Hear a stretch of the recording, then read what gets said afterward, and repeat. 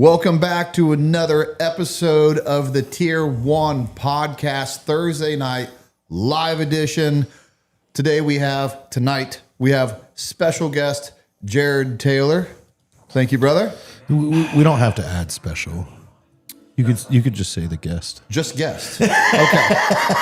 we have a special education guest. There we go. That's right. Brent, I'm scared of your audience. In fact, if it's I'm gonna tell that story when we get to the intro. As always, guy on the couch, we got Magnet from Lion Arms hanging out with us. He's kicked everyone else off the couch and said, "Hey, everyone else has to watch it from the garage." You're welcome. He's like that. And back there spinning the ones and twos, we have Drew Tucker, the one and only. All right, boys, are you ready? Oh, Dee. Let's do it.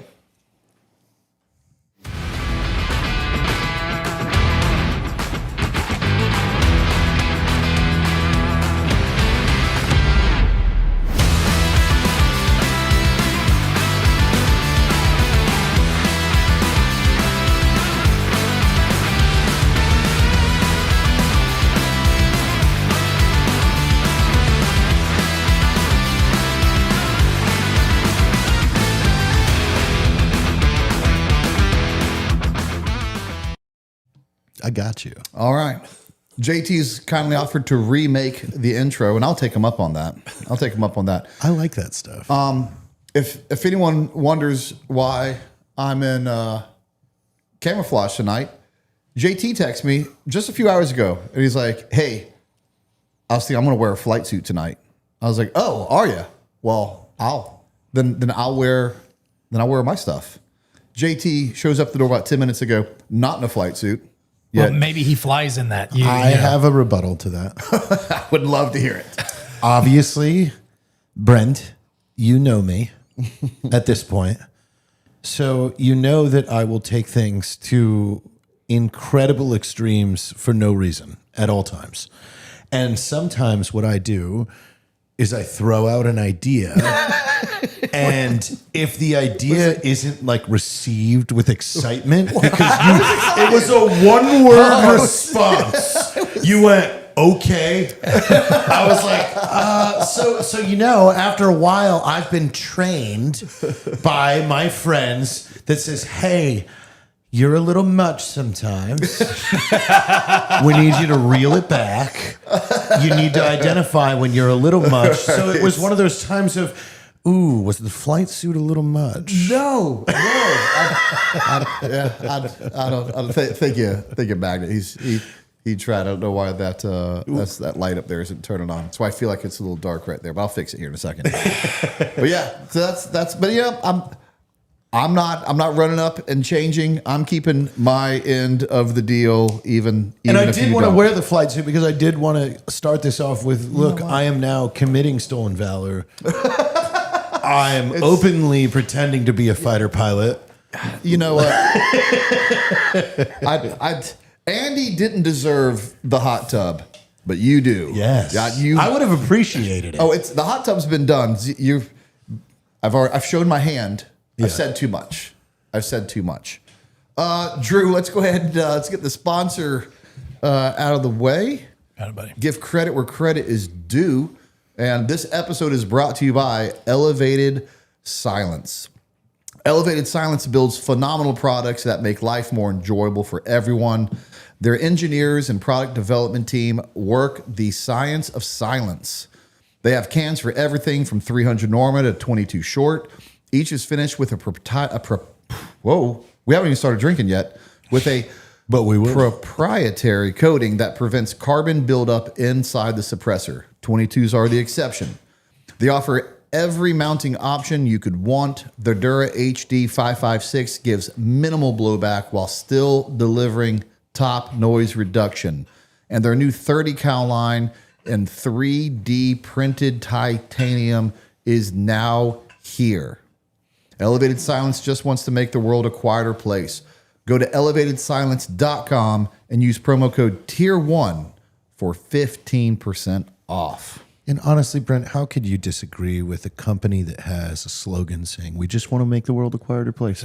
Honestly, Gosh, elevated silence, I'm giving you everything. That's a good slogan. one. That's a good slogan. Yeah, and you know what? You deserve it. And everybody listening deserves to at least go and look at what they have on the site, because you need something from elevated silence right now, and needing is a responsibility. I do need something. I really want one of those titanium suppressors. No. You need one of those titanium suppressors. I need. Yes. Yeah. You see, I want that wig, but I need an elevated silence titanium suppressor. You trying to get a sponsor out of this too? No, I'm actually. I'm quoting a very, very good show called Aqua Teen Hunger Force. Aqua Teen Hunger Force. Yeah, you remember that? I've never heard of it. Okay, it's about. But then again, hold on. In fairness, you're also the one who just told me about FDR, American Badass. Yes. Which I got about halfway through, and I will finish it. It is a unique movie to You were say the laughing. least. Yeah, no, it's unique. In fact, let's get in the mood with that. Bring in the cat caddy. Oh, there you go. If you don't mind, I'll take a glass myself. You got it. I'm a pourer today.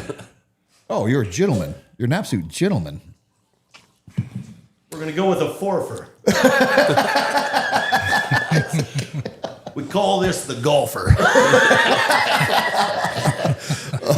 Oh man, I just went to Topgolf the other night.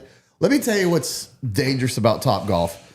It makes me think that I can play golf because I can.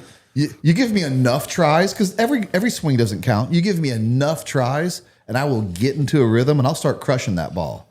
But get me on a golf course where every swing now is accounted for, trash. Just absolute trash. I just don't bother. And I catch a lot of heat from people that are like, "Oh, you won't try golf."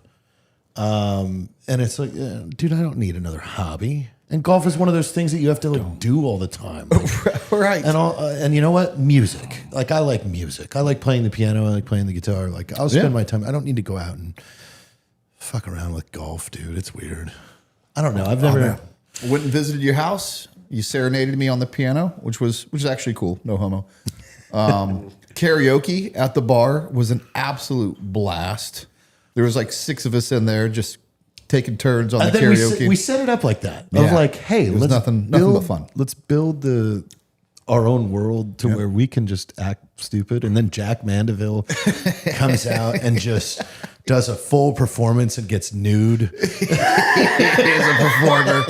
Oh, I wish that needs to be recorded and posted on the internet.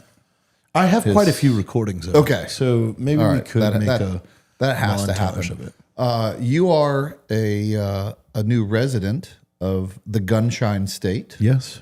You're here. You're only like 30 minutes away from me now. If depending on traffic. Yes. Yeah. Very Which much is funny because it changes like within a 5-minute period.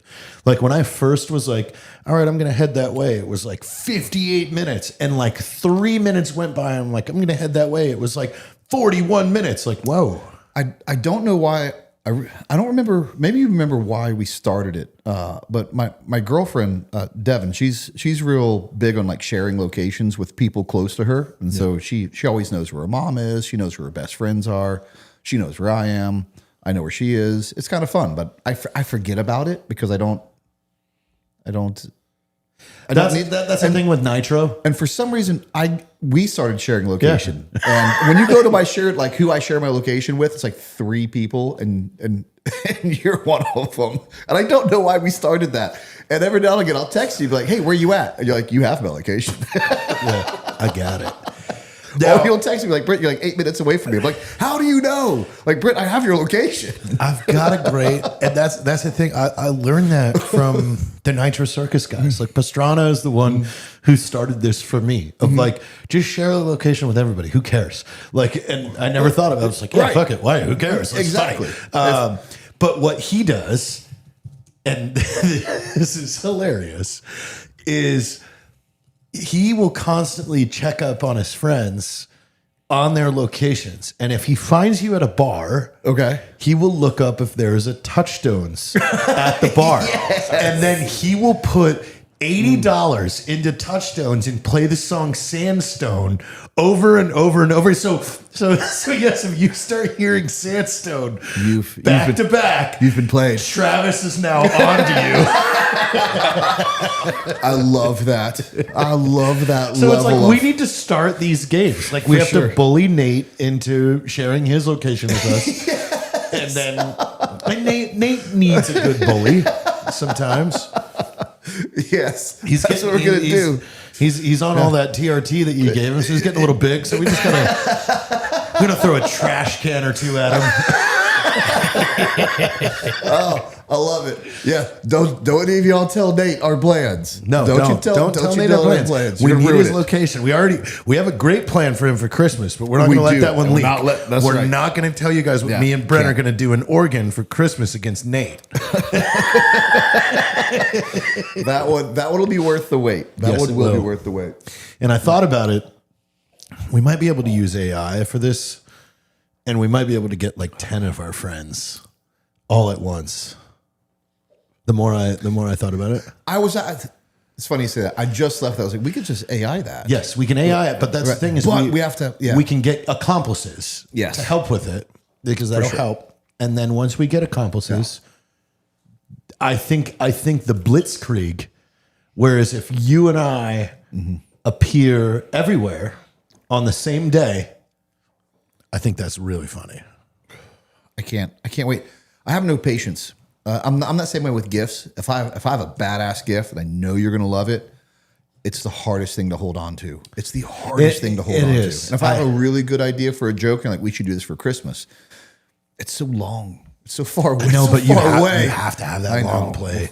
I mean, I don't know if you know, like, well, I have to do that out of respect because it was your idea, so I'm forced to do it. The best joke that I played on Matt, like, so Matt, if you ever get Matt on this show, he'll say, do not make a bet with Jared. Do not fucking try like a prank war. Right. It's like, because it gets scary.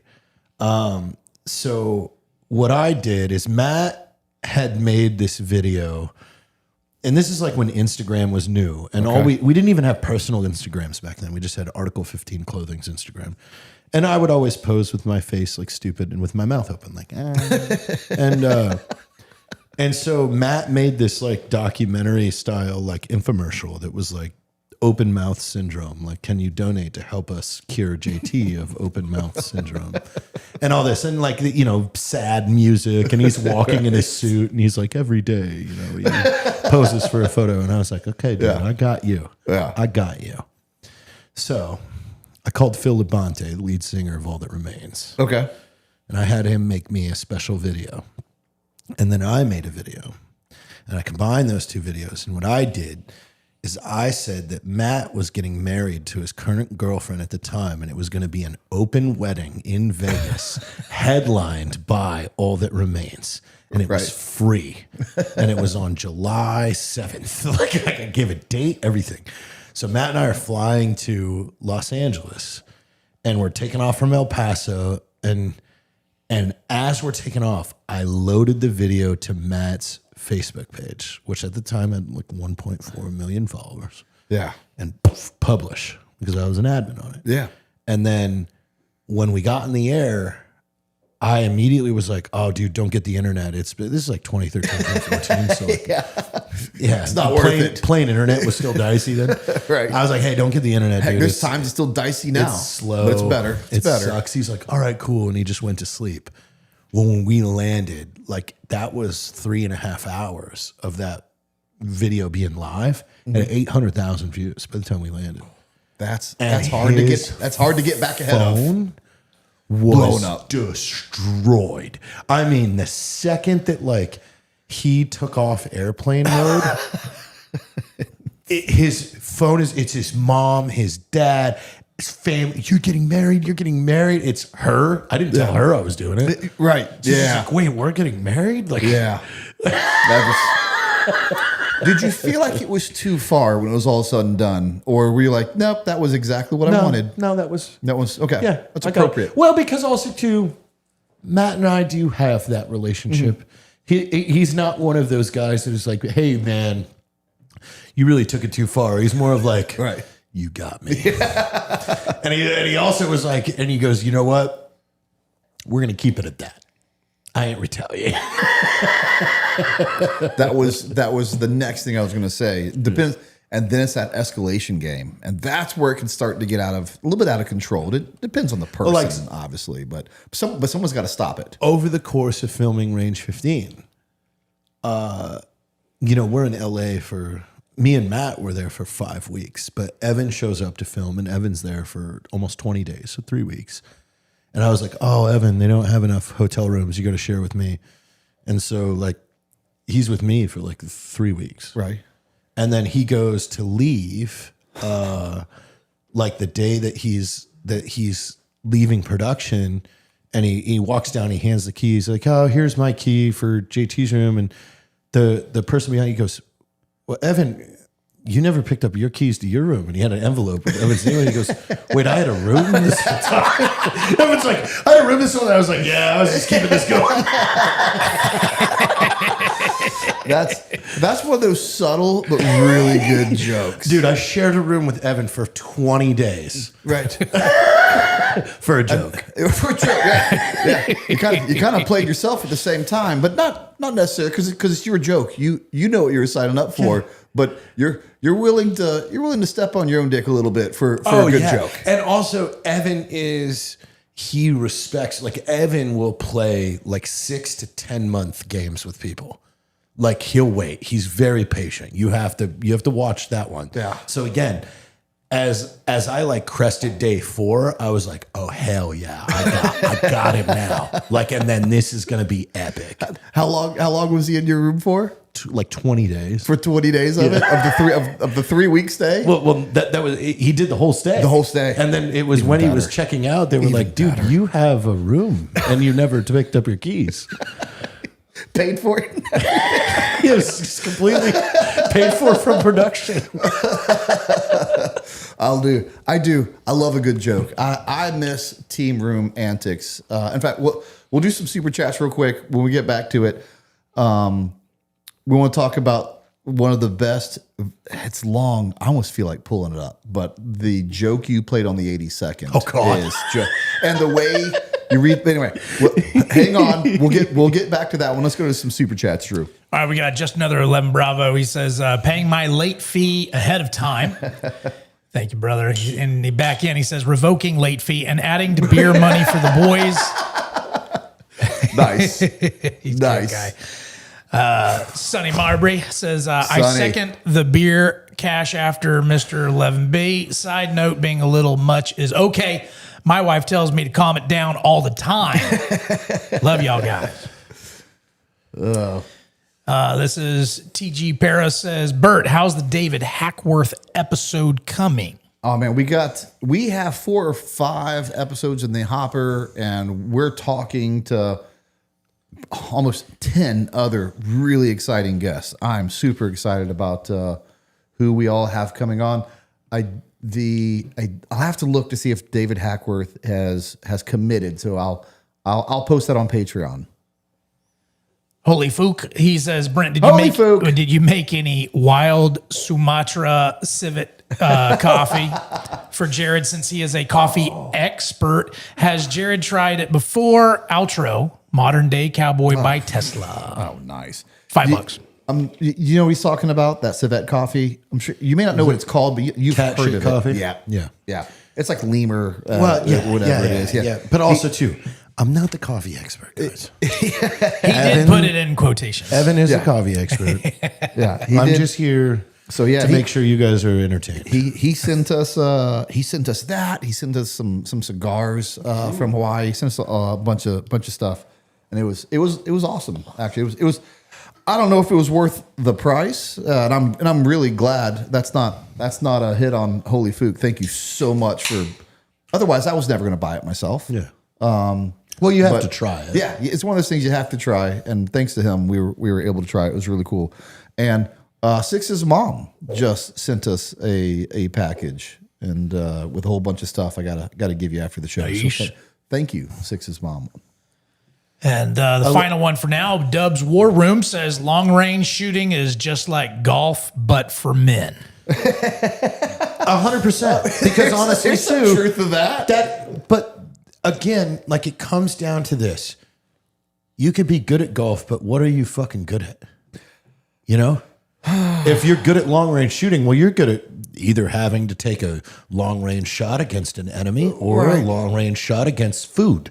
Therefore, the time that you're putting into this skill equates to something that you could use to survive and keep yourself alive.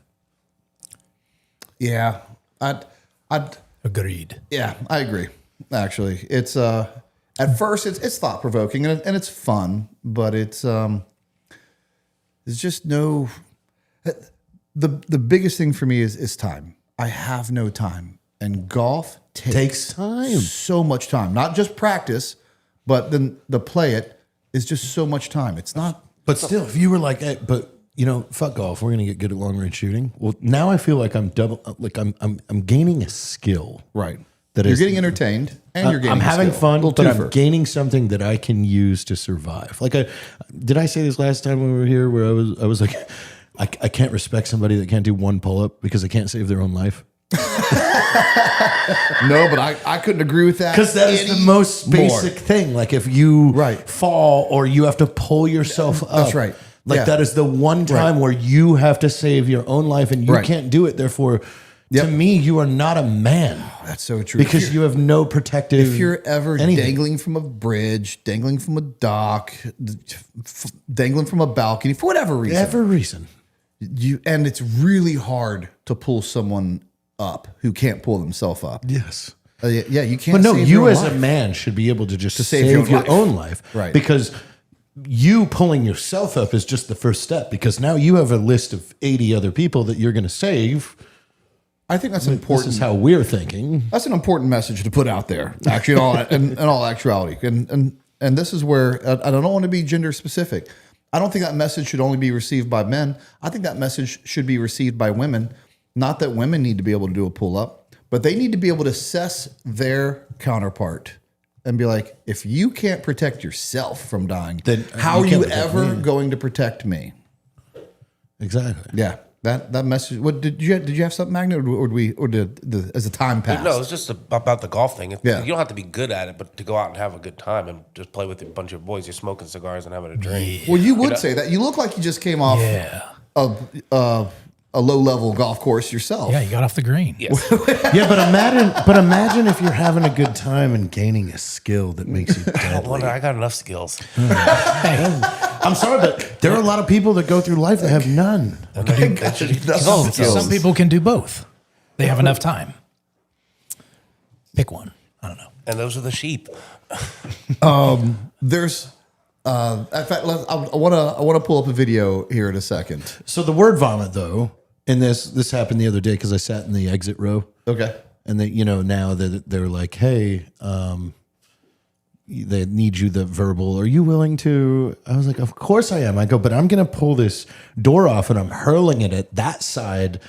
I was like, because I'm going to make your job harder because I'm saving more people than you. And the guy was like, wait, what? I was like, yeah, this door's coming to you, motherfucker. And they're like, whoa. I was like, oh, fine. We're having fun today. All right. I'll tone it back. You see the video of the death woman that got kicked off the plane? The death. Did you see it? Wait, I thought you said death woman. I thought you said death. Death. No, with an F. I did not see this. What she got kicked? She couldn't hear what they were talking about, and they kicked her off the plane. Oh, dear. Oh, yeah. It was a huge video. I think she's going to get upgraded to her next flight. that is unfortunate. This video resonates a little bit, and it's actually going to go into it coincides with Black Rifle actually, and it's interesting. So let's watch this, and I think you'll immediately see how it actually correlates with you guys, and we'll talk to you about it. What's our product? It's a drink with caffeine in it. People use it to stay up and study. Okay, I got something. Give it to me. We get a human and we just fucking launch him with a cannon. Oh, How fast do bikes usually go down bumpy hills? what do you mean? Put some Red Bull shit on someone and send them down as fast as we can. I want the record. I want the record for fastest human downhill bumpy hill on a bike. Yeah, okay, I see where you're coming from. More maybe thinking maybe we aim some ads at the people that are mostly drinking the Red Bull. Strap a bloke to an air balloon and let him free fall at terminal velocities. I think maybe we're straying from the actual use case of the drink. Send cunts flying down the streets of Barcelona in rally cars. See, that one's like, sounds dangerous, it's almost. I want close calls. We got to push this. This has to be fucking dangerous. Okay, yeah, alright, I see your vision. I do, I really do. What's the fastest that cars go? What's it with you and things going fast? What's the fastest car? Oh, F1 cars probably? Designate $150 million to whatever that is. Can we just run an ad of like a uni student drinking Red Bull for like an exam? Get a bloke, put him on a motorbike, make him drive off a cliff. Is that even... Can we do that? Put a bloke in a Red Bull jumpsuit and blow him up. Get a bunch of people making build planes and they fly him off a cliff and we'll just see if it works. It's so much that better that sounds he's sick, Australian. but link that to energy drinks for me, please. Because we're extreme. People think of us, they think extreme. They're going to think of people absolutely sending it with like actually no correlation to the drink we sell. That's right. Red Bull means absolutely sending it off a cliff with little to no regard for how that ties into anything. So that's my point, mate. Do people even drink energy drinks when they're doing crazy stuff? No, mainly beers. Okay, well what are we doing? Well, we don't sell beer. People like putting Red Bull with vodka. That's a big thing. Well, that's not going to be our focus. Our focus is getting cunts and absolutely rocketing them along a given surface or airspace to the fear and trepidation of their loved ones. Can we just sneak some other kind of advertising in there, please? Fine. Thank you. What do you think of getting a little dude, getting someone to animate a little guy and he flies sometimes when he drinks? What? God, I'm good. Okay, so what's our product? It's a drink with caffeine. That's it. That is it. It's so true. It's one of those things that there's a lot of. It's funny because it's true. A lot of truth in comedy, and when you think about it, it's just normal to us now. But We don't sell beers. marketing, if you'd have gone back and like lifestyle brand marketing is kind of is a relatively new thing, right? I mean, even though you go back and argue like Marlboro was kind of a lifestyle brand in their cigarettes, but they at least always had their cigarette like in the ad. It was always kind of correlated. Yet I think skateboarding definitely was a good lifestyle study. If you think Stussy, No Fear, those were lifestyle brands, and that was before viral content, so it was almost word of they mouth. still connected it to skateboarding. Yeah. If you think about it, we're just used to it because it's so normal. What Red Bull markets and advertise has nothing to do with their product. No. Yet we're so conditioned now to it. You're like, of course. Yeah. Of course there would be a Red Bull There's a airplane. 70-story skateboard drop-in ramp right now. Why did you need that? Okay. But they went with the lifestyle marketing and it's worked. And I would say to a degree, you guys have done the same thing and at a very successful rate. Entertain first. Yeah. That was, I mean, we followed their suite. Like, hey, entertain first. But that was the thing is like, we never, not a single one of us, Matt or Evan, never like had that, oh, I want to be successful in business. Right. Like it was like Evan's first conversation with me on the phone was like, dude, how do we, and this is a year before coffee was even a conversation. He goes, how do we make enough money to where we could hire engineers to build a contraption that launches Priuses into the air and we shoot them out of the air with tanks? And he goes, and we use tanks for skeet shooting with Priuses. And like, that was my first conversation that I ever had with Evan Hafer. Yeah. And it wasn't about how much money can we make so I can have a big house? I can drive a big car. Launch a Prius in the air and shoot it out of the air with a fucking tank. Yeah. That's hilarious. Although that's hilarious, and it is, it really goes back to it's in a fun. It's the funnest thing I've ever heard of a way of reinvesting back in your company. Yeah. But it was really about reinvesting back into the company, and you get rewarded for that if you do it right. There was no shit, and this is prior to going public. But there was a board meeting where we were actually discussing buying an AC 130 to convert into a coffee shop. And I just want to say, like, this was a real meeting with like people in suits going, okay, say this again. And me and Matt are ever go, no, seriously, check this out. Is that still on the would be table? sick. Yes. Awesome. Yes. We just have to file certain things with the FEC, SEC, whatever it is. Like a grounded one, or did you want it to fly? Or do you want a no, mobile we coffee wanted to shop? fly. It's going to go to air shows. So, yeah, because it's like it goes to air. If we had a fully wrapped, because we were going to buy a C-130, most likely from a Central or South American country. We were going to wrap it, and we were going to convert it to be an AC-130. So we're going to put guns in it. Right, yeah. And then we were going to put a coffee shop in it. And then, hey, it goes to every air show. I can see it landing now. Yeah, we're a vendor. You want to park us between some of those tents over there? Yeah. No. We're in the vending. We're in the vending. We're a vendor. It's a minigun that shoots K-cups. You do a low pass, just spray everyone with K-cups. Yeah. I love it though. I do, because you guys just you're not you're outside the box. You know, you're not like from the get go. And this is truly what I like about you guys. If you think about the premise of Black Rifle from the get go, coffee was given to a certain type of American as a company. It was given to the hippie crowd. It was given to the left. Whatever, the beta males, you know, whatever you want to. Even though it's as crazy as it sounds, like people who were really interested in coffee were always that crowd. Yet coffee's been fueling blue-collar Americans. And this was Evan's pitch. When Evan first started telling me about this, like, that's what he said.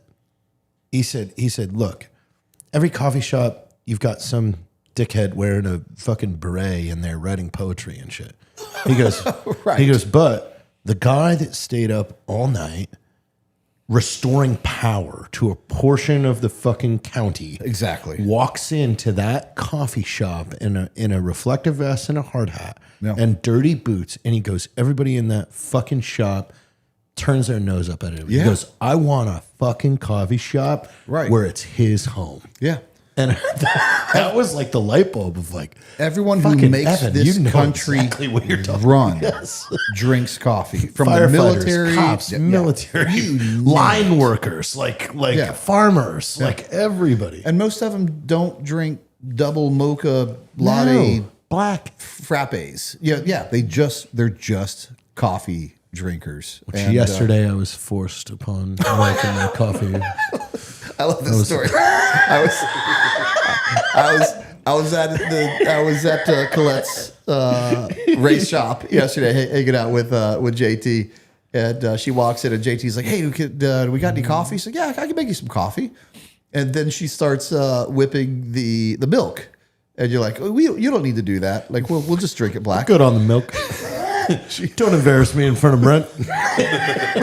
We go back and just hang it out. I thought it was kind of done. And then she heard you, but just like, no. And she pours it in. And like, but her justification was, yeah, I heard you, but I just gave you a little bit because I heard you didn't want any, so I only gave you a little bit. You didn't want any, but you're gonna have it. Yes, ma'am. What? I guess what happened to no means no. We were forced whipped milk. We were forced to have milk in our coffee. None of you guys know anything about like. You heard nothing. That story was false. It's fake news. Me nor Brent had milk in our coffee yesterday. Whipped milk. With foam. And I saw her put flavoring in that. She put lavender 2 pumps. 2 puffs of lavender. She's bamboozling us. Did you drink it? Yeah, Yes. I drank it. I'll tell you.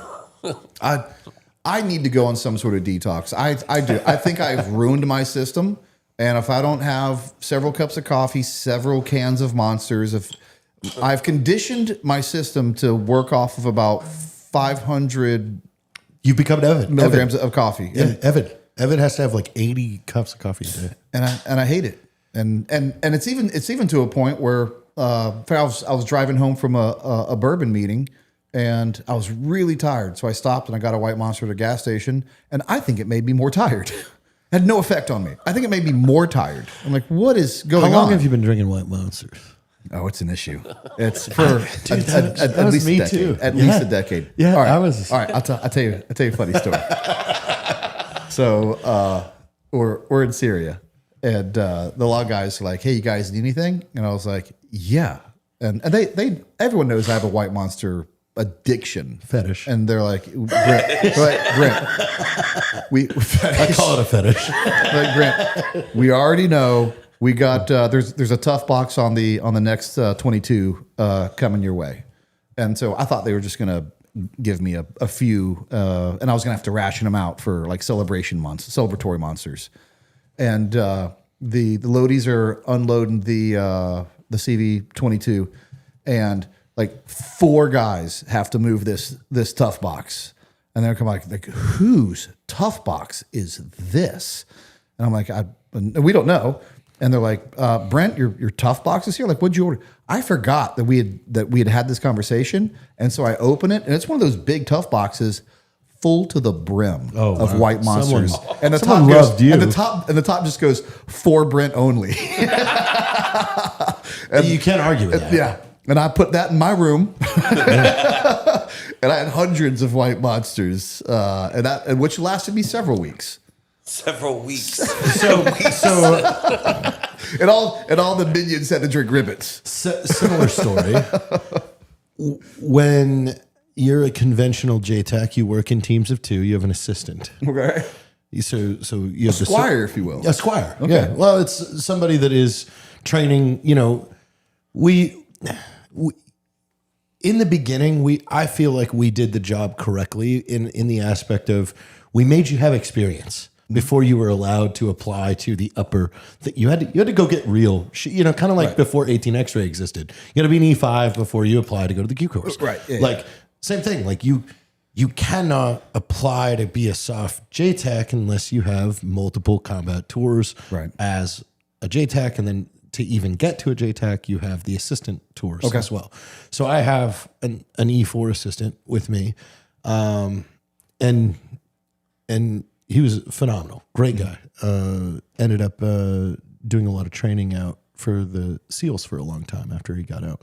But we were at this combat outpost, and we didn't have food.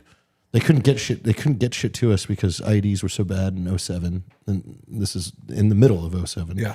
And we were 800 yards from the corner of Grizzlies and Gold. So the border of Sauter. Yep. 800 yards. Finally, after a few months, we're issued 2 MREs a day for 2 months. And you had to check your MREs out from armed guards because people would steal them and you wouldn't have enough food and shit like that. They get a log pack out to us, which is, you know, all the fucking like food and shit like that. So they put a call out to everybody that anybody E4 and below, take your tops off and form Hands Across America so they can transfer all this food up into the guarded area, right? Okay. So I walk in, or I walk to Cody. I was like, Cody, take your top off, because we're in ACUs too. So we're wearing the same thing the Army guys are. Yeah. I take my top off, and I was like, take your top off and get in the line. I go, look at me when you have something good. And so how it's going is you have all the E4s and below are Hands Across America up these stairs, handing box after box, and then E5 and above are just standing with their hands on their hips, making sure that everybody just tosses them to the right and everything like that.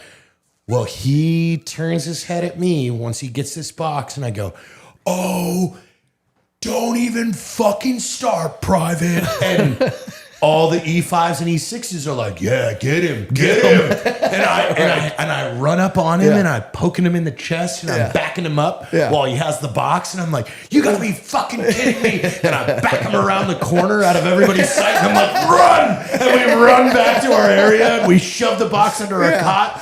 Yeah. It was Otis Spunkmeyer banana nut muffins. And we ate 10 of those a day for like 2 months. Man, people don't understand how important, how savage it gets. I love to, like, as soon as I started yelling, everybody was like, yeah, get him. They had no clue why. Is that what? Is that? Were you with the 82nd? Oh yeah, yeah. It was 82nd. Yeah, they love that. Oh man, it's so long, but it's so good. I didn't even know this existed until you showed me this video. So he does one of my favorite history episodes is Drunken History. I mean, it's amazing, and if you guys, everyone should know about it. But it's basically drunk historians getting hammered and then telling the story, and then actors basically reenact it, but using the drunk person's voice, and it just gets better and better.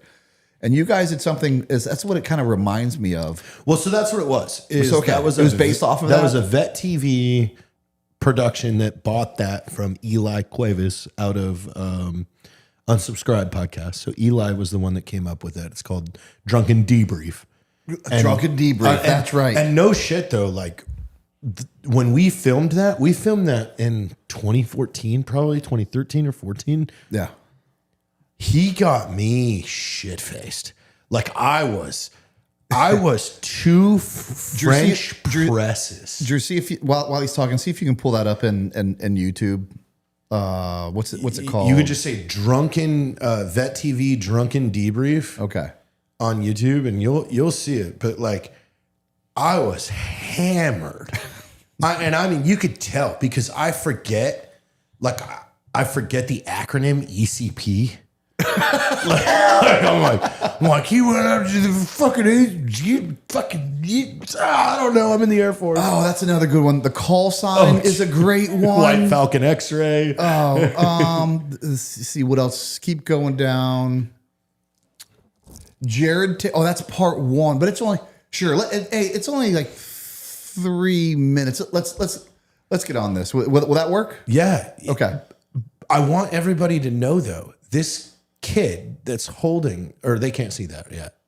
All right, I'll explain. Okay. All right. Make sure I get this thing to work. Sure. Okay. Looks like it's working.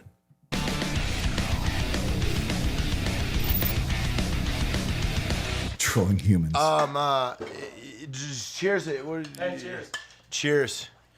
I'm Jared Taylor. I'm in the Air Force. And this is Trolling Humans. I am in JTAC, so always in my entire career in the military, which is at this point over 13 years, I've always been the outcast. I've always been the one that came in late to a battalion or a company. So you're always that guy that just comes in from the outside. And in 2007, I was deployed with the 2nd and 325, the White Falcons. I'm proud of that deployment because I deployed with the 82nd Airborne, and I got that. It's a lot of whiskey in that cup. Everybody else. Naturally, kicking that deployment off, my hair was fucking long as shit. As the Air Force guys always are. So, I mean, just keep adding inches to that. Like Air Force, it was at 4 inches, and then Christmas leave at 2, so it was at 6. And then we deployed, and I hid it under a black beanie until March, so it was at like 10. At that point, I could literally pull it to my mouth. And I loved it. Sergeant Major would see me all the time. He'd go, "Hey, Air Force, one day I'm gonna make you take off that beanie. I'm gonna see how long that hair is." I was like, "Oh." It's March and the beanie isn't off yet. So we'll see how that goes. But it was Iraq, so it got fucking off. Anyways, I'm in the battalion. I'm the battalion JTAC. I'm the only one there. We're at a combat outpost called Combat Outpost Callahan. We were always doing some cool shit, but that didn't stop me from having my JTAC want to fuck with everyone in the battalion. So this started out one day where I had talked a private into letting me photograph him. With That a Russian private hat Okay. that I is had Dan Holloway. in my rucksack on this deployment. I have And the I had photo. taken a photograph of this private holding a 2x4 with nails sticking out of it. One day where I had talked a private into letting me photograph him with a Russian hat. Keep going. No, I'm going to Yeah, find it's over. you No, it's the not over yet. original Oh, is it? On this deployment. Okay, no, there we go. photo And I had of taken Dan. a photograph of this Oh, private Kessler. holding It's hey, 2x4 with there. nails Part 2 is sticking right out of next. it. And then I I'm invested photoshopped. into it. Drew, right to there to the right. Part 2, trolling humans. You see it there? You see it there? Did you get it? I think I got it. Nope. You have Marine Corps boot camp. You didn't get it. I hit the one on the right. Yep. It took you too long. Hit the back button. See if we can get it back. Oh. There it is. No, it's back up there. Drew. Right there? You got it. Yeah. Part 2. You got it. Then he can't finally see everything goes, at once. grabs the radio and goes, "Roof guards, are we under attack?" Comes over the radio, "Roger, sir." "What were you gonna tell us?" Even though like things are in chaos, I'm saying, like there's war going on outside.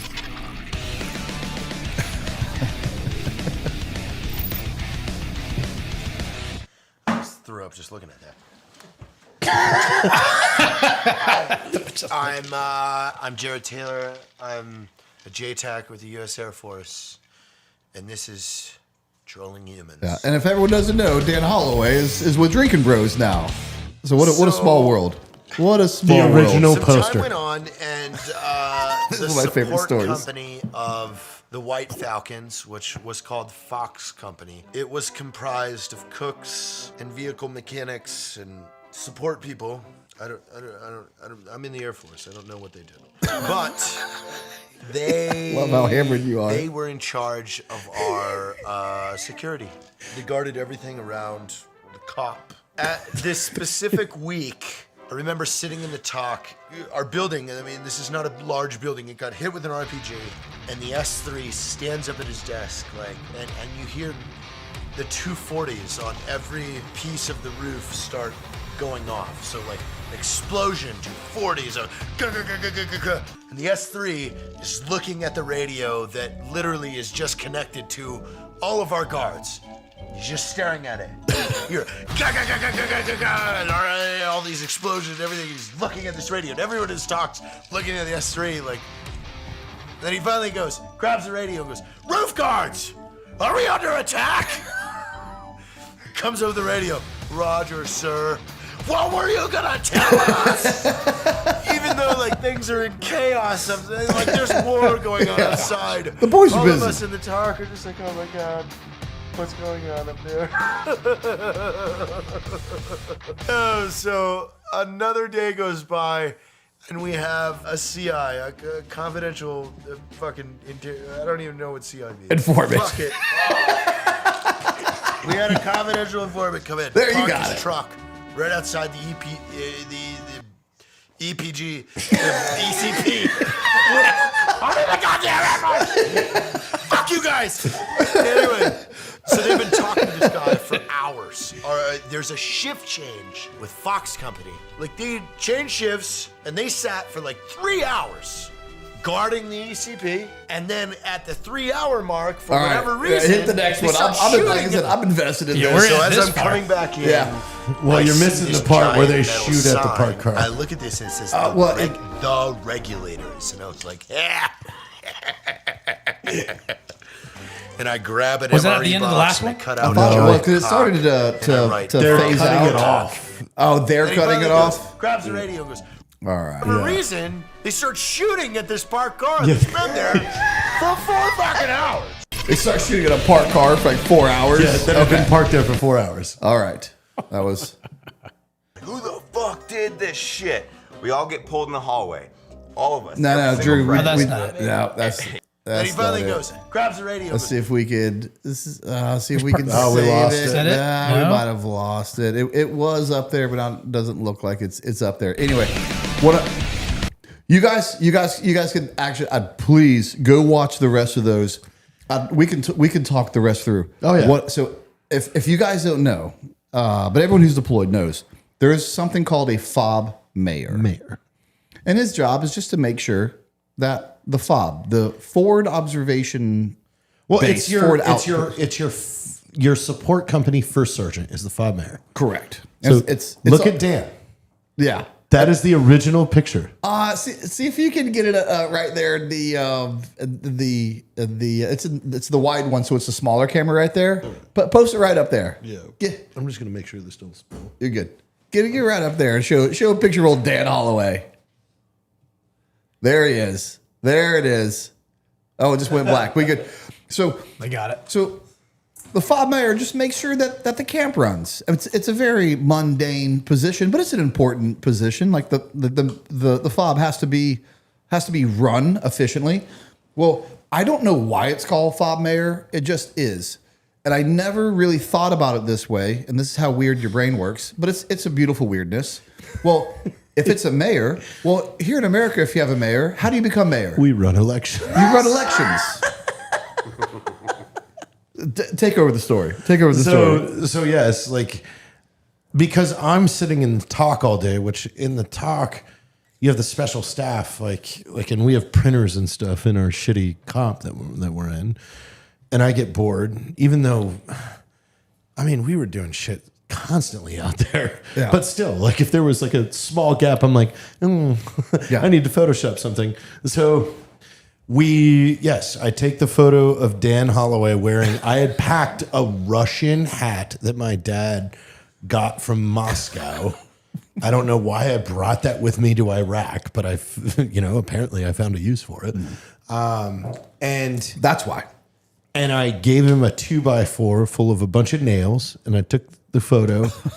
And his campaign slogan was, my liability coverage is 0. My balls, however, are enormous. Vote for Dan Holloway, FOB mayor. We printed out 65 of these. Right. And we had 4 floors that we lived on at Cop Callahan. So we hung them everywhere. And then the next morning, the Fox Company, like first sergeant, was this tiny man. Yeah. He's very braille. He was a small man. I know. Hopefully he's a not very watching. small man. He's like, what the fuck? I'm not that braille. He probably is like fucking big and burly. I just remember him as being a tiny, insignificant. Like they played him very well. Yeah. But he comes running into the talk and smashes down all 60 of these posters. And he's yelling at no one but everybody in the talk, which was funny. Everyone's like, getting it. Typical of an Army E8. Yeah. Like, because I saw this in the Core Joint Operations Center, the place that runs the entire theater of the Iraq War in 2005. I was in there, where General Vines and General Petraeus and a bunch of other generals were sitting there. And at 2:00 in the morning, the Jock Sergeant Major stood up and he goes, I need someone to get me the phone number to the Navy. Not kidding. That is a quote from a fucking sergeant major in the Army. And then one of the lawyers, because in front of me is I like think all it's the 1-800-GO-NAVY. the I think that'll jack do it. is like sits in front of me and is the captain. And he goes, Sergeant Major, who from the Navy would you like to talk to? And I immediately go into, hey, Navy, you need battleships. Hang on, let me put you through. And so I was told to shut up. Being the Air Force guy side of the Army is always a softball because you can never really yell or like I mean, of course you could. You'd have to really screw up though for them to really put the screws to you. But you can play so stupid. Exactly. So stupid. Yeah, if you play your cards right, you can get away with I anything. would not wear my hat walking to the Alfal Palace every day until someone yelled at me. Right. And then I would come up with something different to say every time. And then, a Marine Sergeant Major was like, what the fuck where's your hat? I go, Sergeant Major, I was drying my hair. And like, it almost was like control. There's like Windows 95 moment. Like he locked up. He is so used to every Marine snapping to fucking like parade rest and having fear. And when I flicked my hair like Troy McClure from The Simpsons, like, Oh my God, what a reference. wow. Hi, I'm Troy McClure. Remember that? The irony of all this. And of course, like, to finish out that story, you had the Dan Holloway posters up, vote for Fob Mayor. And the first sergeant's like, I'm Fob Mayor. You don't vote for Fob Mayor. He's yelling in the talk. And why I brought up this whole Sergeant Major standing up going, I need the number of the Navy, because high-ranking individuals in the Army, in the infantry, sometimes don't have a lot of sense. I know quite a few that are great. I love them to death. But Also some true. of them are fucking out of it. And he smashed those down. And again, he's yelling to no one but everyone in the talk. Right. Because the battalion commander is sitting right there. The S3 sitting right there. The command sergeant major of the battalion is sitting right there. And here is the Fox Company first sergeant having a fucking conniption fit. Right. This This meltdown is rated E for everyone. Yeah. Yeah. And Fob Mayor is not a elected position. So insane. It's so insane he took that serious. Yeah. If you guys want to go watch the rest of that episode, of course, no one would ever suspect that it's the Air Force attachment doing this. And they never knew. And they never knew. They at the time, like after I did the second run, because once the Fox Company, like our guards shot that parked car. Yeah. There was, maybe you remember this, but back in 2003, 2004, 2005, there was a big billboard in Fayetteville that said, "Sleep well tonight, the 82nd Airborne is on point." Yes. And it had a guy on one knee with a 203 with another dude high, ready over the top. Yeah. All right. So I took a photo of me with the magazine in my rifle, probably actually loaded, thinking about it at the time now. Okay. And then just was looking down the barrel of my gun. Yeah. Like confused. And I remade that billboard that said, "Sleep well tonight. The Fox Company support company is guarding our roofs." After they'd gotten to a firefight with a parked car. With a parked car. and, been there forever. that was also after like we took like 80 RPGs and the S3 had to go, "Hey, are we under attack?" Yeah. And they were like, "Oh yeah, we are." So it was like, "Hey, sleep well tonight." Like they're guarding us up top. And they took that, and they took that serious. They were going around. They were putting those that first sergeant those flyers assigned- next to everyone's face. He assigned 2 corporals. I think this is what a corporal's for. No one knows. Yeah, he assigned 2 corporals. They had the poster, like printed, because I'd printed like 70 of them and hung them everywhere. Yeah. And for 2 days, they pulled everybody aside, and these 2 corporals compared the photo and the person. And they're like, no, that's not them. But they never pulled me because they were like, "Oh, he's Air Force. We're not pulling him." I'm like, hey, my jawline looks very similar to what that picture is. I was a corporal. The corporal of the Army is one of the most useless and confusing positions for everyone. So I was in the Q course as a corporal, and they had this. During the Echo course, the All American Week was happening, and everyone is involved in cleaning up the base and making it beautiful for All American Week. Painting the ground. And All American Week is awesome. Actually, they do some really cool stuff in All American Week. And SWIC had done the Echo course. Were like, "Hey, well, we have certain jobs. We'll have the NCOs do that because you're still NCOs. We'll give you better jobs. And the lower enlisted go do these jobs." And so they're like, "Hey, break up in 2 groups, NCOs and lower enlisted." And I'm a corporal. So I go to the NCOs. And they're like, "What are you doing here?" I'm like, "Well, I'm a corporal." They're like, "Yeah, you're an NCO, but you're not. Go to the lower enlisted." So I go over there to the lower enlisted. And they're like, "What are you doing here? You're a corporal. You're an NCO. Go to the NCO." And so rather than go back to the NCOs, I decided, well, nobody wants me. I will do nothing. I will go to the shop. Right. That's what you should have done. And I did. You know, I you know what absolutely happens as a left. corporal in the Army? You hear a lot of yes, corporal. That's it. That's all it is. It's private first classes going yes, corporal. It's that there's no real use for a corporal in the Army. What it really is, it's a lateral promotion to shut up specialists and be like, hey, we're not going to promote you to sergeant, but we'll give you something to shut up for. I had a pretty awesome infantry dude I knew back in the 3rd of the 504th named the same first name, Jared Colvig, Corporal Colvig. And he was shot through the forearm. And Oh no! but he was with. I had known him for a while, and then he had ended up deploying with friends of mine, and they were like, "Dude, you know Colvig?" He was like, "Yeah, dude. Homeboy got shot in a firefight. And he just walked over. He was like, they were like, hey, what's up?" He's like, I was shot. That's pretty cool. I tell you, it's in my career. There's two things that of getting shot that are both true. It's one, just as bad as the movies make it look. Like I've seen guys get shot and like almost like blown out of turrets, you know, because they took a round. I've seen guys in absolute agonizing pain from getting shot, and I've also seen guys that got shot and didn't even know it or didn't even care. It's just and they'd be similar shots. Obviously, they're not the same, but it's just crazy how just a little bit to the left and it's a little bit to the right. and it's like, yeah, I got shot. A little bit to the right, and it's the worst experience you ever had in your life. I mean, yeah. Ooh. It's and how the bullet bounces inside there, like it could really wreck some stuff. That's no fun. Well, Drew, let's.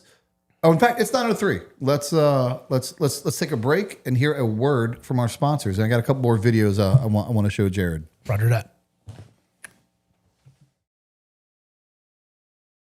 We are more than makers of steel. We are brothers in craft, bound by purpose and forged in pride. Every blade we shape carries the weight of the hands that built it and the hearts that will wield it. Brotherhood Blades stands for those who refuse to quit. The protectors, the workers, the doers. We forge with integrity, we carry with pride, and we stand shoulder to shoulder with those who live by the same code. Brotherhood Blades, forged in freedom, carried with honor. If you've ever been to any of my tactical training classes, then you know how adamant I am about the use of white light and the importance of a quality, high-powered tactical light. That's why I use cloud defensive tac lights. You can't hit what you can't see, and neither can the bad guys. Clearly identify your target and simultaneously overwhelm his vision with hundreds and even thousands of lumens. Get serious about defending yourself and your family.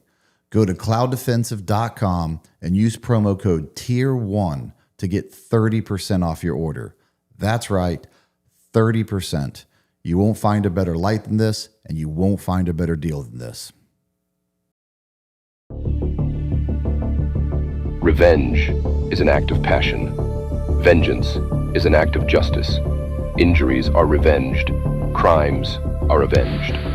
Almost a century ago, big pharmaceutical companies re-engineered medical school curriculum and faculty with one goal: putting profit before progress. Anyone pushing back against the medical matrix they carefully crafted was threatened, silenced, censored, financially ruined, or worse. They are the problem. We are the solution. You're clear to engage. Initials Mike Juliet Alpha. You're clear to engage with weapons. You're clear to engage with weapons.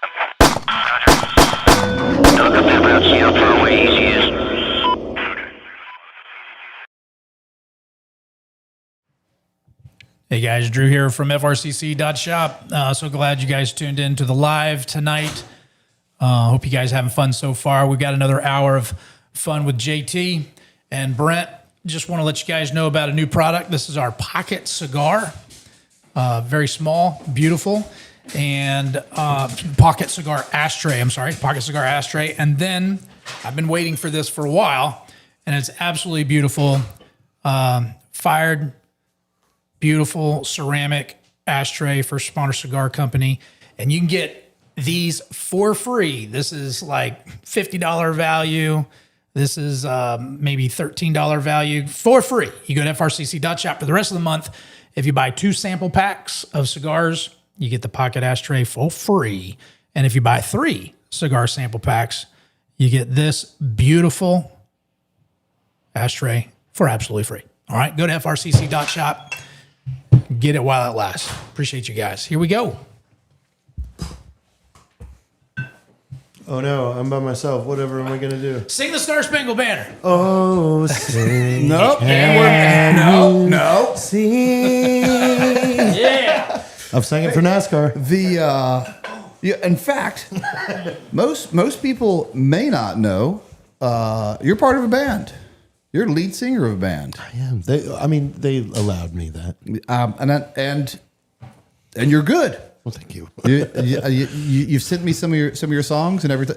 You guys did a badass remake of Danger Zone. Yeah. You guys. I would like to say that I would say one of my proudest ones for that is the Blood on the Risers. Blood on the Risers. Just because. And then the name of the band is This Saturday. This Saturday.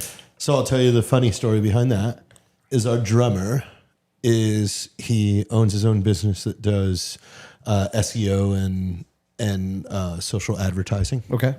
Very good at it. Knows how to, build comprehensive campaigns and meta and everything like that. So he's like, well, if our band is called This Saturday, think of how many people will accidentally tag us on Instagram. And you know how much that happens? That's brilliant. Just subtle brilliance. This Saturday. Yeah. It's like we're tagged in Monster Jam, This Saturday. This Saturday. Yeah. You guys gonna hit the road again anytime soon? You live here in Florida. I think you're talking about doing some Florida. Yes, so we have a new album coming out end of May, it sounds like. I was just on the phone with him on the way here. So we have all of our albums are named after drinks. So the first album was Six Pack, then Six Pack of Bottles, and then Neat. And then Mixed Drinks. And now we're going to go back to, I don't know what the next one, I think it's another 6 pack of bottles or something. Yeah, perfect. I love that. And I'm serious. I can't wait for you guys to go on tour again because we're gonna make it a Tier 1 podcast event when you and that's what's gonna happen is we have this new album. We finally organized and remembered what key we sing it, because some of these I can sing one time, but then it ruins my voice. Wrecks your voice. It's too high. So with all these new songs that are coming out, we were really deliberate with it. Yeah. And I can sing them all day long. So we're doing this whole new set that's getting built. And then once we're doing that, we just want to circle around Florida. We just want Florida to be our spot, because all of them live in Pensacola. So they're all Florida boys. So it's fuck it. Why don't we just hang out here and have fun? Heck yeah. Not a bad. And we dance in genres. So we do Blink style pop punk all the way to hard metal. Because these guys were a metal band. You going to show up in a flight suit to perform? I should. Don't do that to me again. That wasn't a big enough response. Yeah. We're on the cusp of I'm writing a book. I know, very Navy SEAL of me, right? I see you did work with the SEALs and it rubbed off on you. But to be fair, I'm writing 10 books actually. Way to one up them. Me being a fighter pilot. So I would like to just yes, you read my mind. So go ahead. Oh, you could have to make a shot and a waiver on that.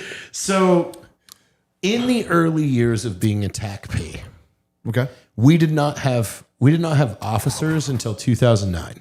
Lucky. So, I mean, okay. Well, yes, you say that lucky, but here's why it's not lucky.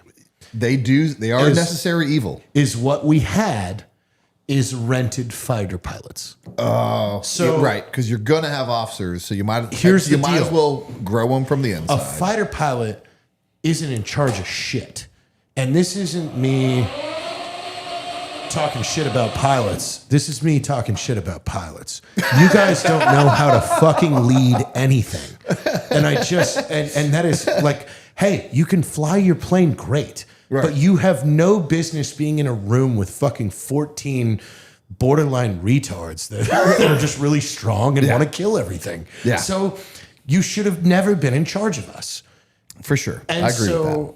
So yes, I was an instructor in 2009 when we started the program where TACPs got like baby officers, meaning from a second lieutenant. Yep. You can grow. You own this career field. You own these people. You know everything about it, and that could have not have come sooner for us because it has done so many great things for us. And the guys now, all those guys are 06s. Yeah. And holy shit, they have transformed Air Force Special Warfare for the better, night and day, over and over and over again. So for me now, I'm going to write this 10-book fiction series of me as a fighter pilot because I am getting back at all the fighter pilots that were shitty officers for me. And I'm going to profit off of your profession. Off of your experience. That I just fantasize about, and I'm going to laugh the entire time that I do it. Now, if we just let's skim over this real quick because I do want to talk about it, but there's some other things I want to cover. It is a very cool concept. It's basically a JSOC section that gets parsed out as basically a tier 1 naval asset, and there's a video game tied to it. I'll let you run with it. Okay, so part of this concept is what I call like where you know this. We sit and we daydream the what ifs all day long of like, what if people weren't in the way? What if all this bureaucracy and all this weird shit that they make us sit through? Right. Like, what if you just let the boys loose? Yeah. What if you just listen to us and just let us do it? What if you just gave us an end state and said, "You tell us how to get there"? And that is how this series was born. It was me on an airplane going, man, what if they if the Pentagon just let me loose, like what would I do first? And I'm sitting there thinking, I go, I would pull a carrier air wing under JSOC, and they would have nothing to do with the Navy. I love the concept. And they would be fast, they would be light. Yep. I would go 1/3 the aircraft, 1/3 the crew, twice the reactors. The fucking ship can do 80 knots fucking forward speed. Like this thing can get anywhere in 3 days. Right. Like, and oh, by the way, and hey, I'm going to put bigger engines on A-10s with tail hooks, and we're going to fucking launch A-10s from an aircraft carrier. Love it. Yeah. I actually don't know why we don't have that type of niche capability under JSOC. It would. You know why? It would because be we amazing. don't have creativity really in these don't. positions. We really because don't. honestly, why nobody in the 1980s said why are A-10s not on an aircraft carrier? That was a grave mistake of ours. Give me the number for the Navy. Yeah, exactly. Give me the number for the Navy. Oh, before I forget, Jared, this is from Brotherhood Blades. Whoa! They wanted to make sure that that you had a knife of theirs, and I make the same joke every time, but it's true every time, which is no one. As you can see, that's a partial of my knife collection. But every time someone gives me a knife, I love it. Dude, I've never been given a cool knife and been like, oh, I have enough knives. No. These are collector's items. Like I have a whole thing in my bedroom in Texas, like where I put all of these. So Brotherhood Blades, and thank you so yeah, much. and that's one of my favorite ones because of the hook they have here. You've already done it.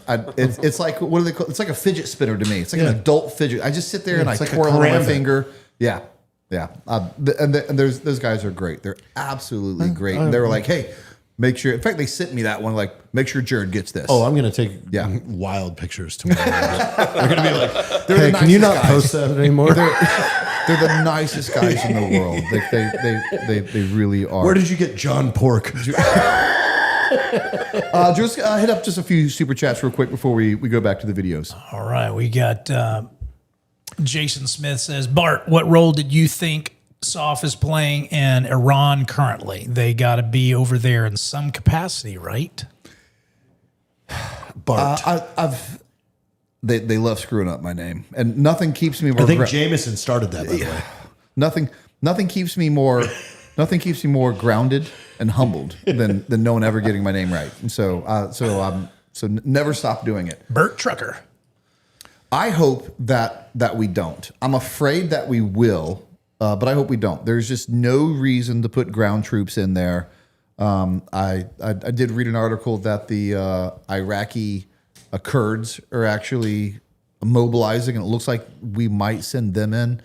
But there's just no reason. There's no reason to do this. Like they are at their knees. In fact, I saw another article just before we came on, like just a couple hours ago, that Iran, who was in negotiations with the Trump administration before this happened. This happened because they wouldn't negotiate, and now it looks as if they're like, you know what, maybe we should go back to the negotiating table. Yeah, there's no reason to put in ground troops. Just bomb the ever living crap out of them until they bend the knee. Yeah, let's not. There's no reason to do that. Right Wing Nut says, Jared, Kyle Rittenhouse said, thanks for the T-shirt. I've got a good one for that, though. I mean, it's disingenuous. You think so? It's disingenuous because the person that bought the shirt for Kyle that day, put his coupon code on the post of the photo, which caused us to say, hey, no, we're not marketing. Like, you're not profiting off of this. So he purposely... Like, he went and got that shirt to list his coupon code on the first photo of Kyle being released from jail. You know what? I don't think most people know this, and I've no problem telling this story. Absolutely. So, me and JT forged our friendship. We have to give Caleb Gage credit for this. The most unlikely of circumstances. Because someone asked, how the hell did you two come together? It's Caleb Gage. Yeah, that's right. And it's actually a really interesting story. And it's a better story for you than me, but I've no problem telling the story. Yeah. Because you know what you think you know. And I also too wasn't. I at the time too, I wasn't sure how much was true about you. So I was talking all kinds of shit. Oh yeah, I saw it. Because again, I'm so used to. Oh yeah, I've heard this before. Right, of course. Like so, I have no problem telling the truth, and sometimes. Very few times. In fact, this is one of those times where I do more research before I decide to take a stance. I'm slower to take a stance. I have no problem taking a stance. So what I thought to be true was this, and based off of the optics, it seemed to have lined up. Like if that makes sense. Like it seemed. There was enough people talking about it, and I'll tell the specifics. The Kyle Rittenhouse thing was one that Black Rifle did not support Kyle Rittenhouse. That Black Rifle was not really a 2A. That their name is Black Rifle, but when push came to shove, they did not support Kyle Rittenhouse. That was one thing I was upset about, and it's a classic case of I saw a lot of people say that, so it must be true. So that's one. Two. Was Black Rifle donates to the Democratic Party. It's not only if enough people are saying this, it must be true. And for both of those, I saw videos of people telling their versions of it. And so I was like, well, this must be true. So I had started to make videos poking fun at Black Rifle for being a fake company. Like, not really standing on their laurels. Shills. Yeah. And it upset me. And there was, I can't remember, you may remember, there was one video or something I made. It was kind of funny. It was a poke. It was a poke. Then I commented. And you commented. Yeah. And then it turned into the back and forth. And I was so junior or new to the scene. Someone's like, JT commented on it. And I was like, who's that? And he was like, well, he's one of the like the founding members of Black Rifle. And so I was like, oh, okay. So me and you get into this like online like back and forth. And then Caleb steps in and he's like, hey. He was like, Brent's awesome. And Caleb's an awesome dude. Yeah. And me and Caleb had been talking back and forth, and I'd tried to support him in any way I can. He's like, you really need to talk to JT. And I was like, I'll talk to JT. And then I talked to you, and I was like, hey, well, I got questions for you. He's like, all right, I got answers for you. I'm like, all right. I was like, I'm going to give you some hard questions. He was like, well, send them. And so I asked you every hard question, and every hard question I had, like, you had a great answer. I was like, okay, that kind of checks out. That kind of checks out. And your answers were so legitimate and so real. I had to go back and I don't know if do you remember this? I had to go back and I made a post. You made it. Everybody went, wait, what? And I made a post and I said, hey, I want everyone to know I've been poking at Black Rifle, making fun of them, and I talked to the guys there. Evan even got on the phone and talked to me. And I made an apology. I remember we were all on the porch, and that was actually over an hour conversation. And that's when you guys connected the SF Echo fucking connection, and all of a sudden it was like, oh, hold on a second. And I made an apology video saying that the things I had made fun of him about and things I had pointed out about were wrong.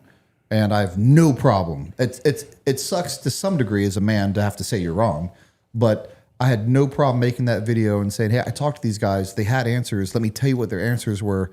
I was wrong.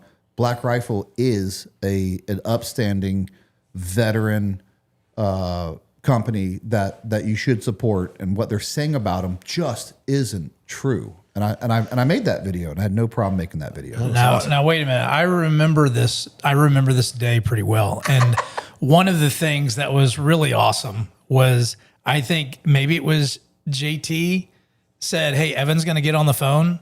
And then you guys set him up to where when Evan got on the phone, I don't know if it was Evan, but you were like, I'm going to burn your place down or something like that. In fact, that is actually, man, how do you remember that? I forgot about it. Because you guys know how much I love fucking with Evan. I had no idea at the time. We had just met via phone call, and I was like, hey, and man, in hindsight, no wonder we hit it off so well. I was like, hey, how about we mess with Evan? He was like, what do you got? I was like, all right, when you bring Evan in, let's act like let's act like things aren't cool and things have actually gotten much worse. It's escalated. That's escalated. So fucking funny. And we forgot about that. And I start yelling. And these are the things we just do for the game too, by the way. This was not for the internet at all. We did this for us. Yeah. For a phone conversation. I've never told this story. Right. And I was like, how dare you? This is not okay. Fucking Yeah. I will bring, you think I can't? I will bring you guys down. I will make it my life's mission. I will make it my life's mission. And he's like, whoa, what is going on? JT, I thought we were good. What the fuck did you just bring me into? Oh, I forgot about that. Yeah. That was funny. Honestly, yeah, and that's where the friendship started. What really sucks about that whole thing was Eddie Gallagher was at my house right after he got cleared of everything. Okay. And he was staying with me because we were going to just hammer the internet with this series of fucking videos that were fun and funny that completely like just washed everything.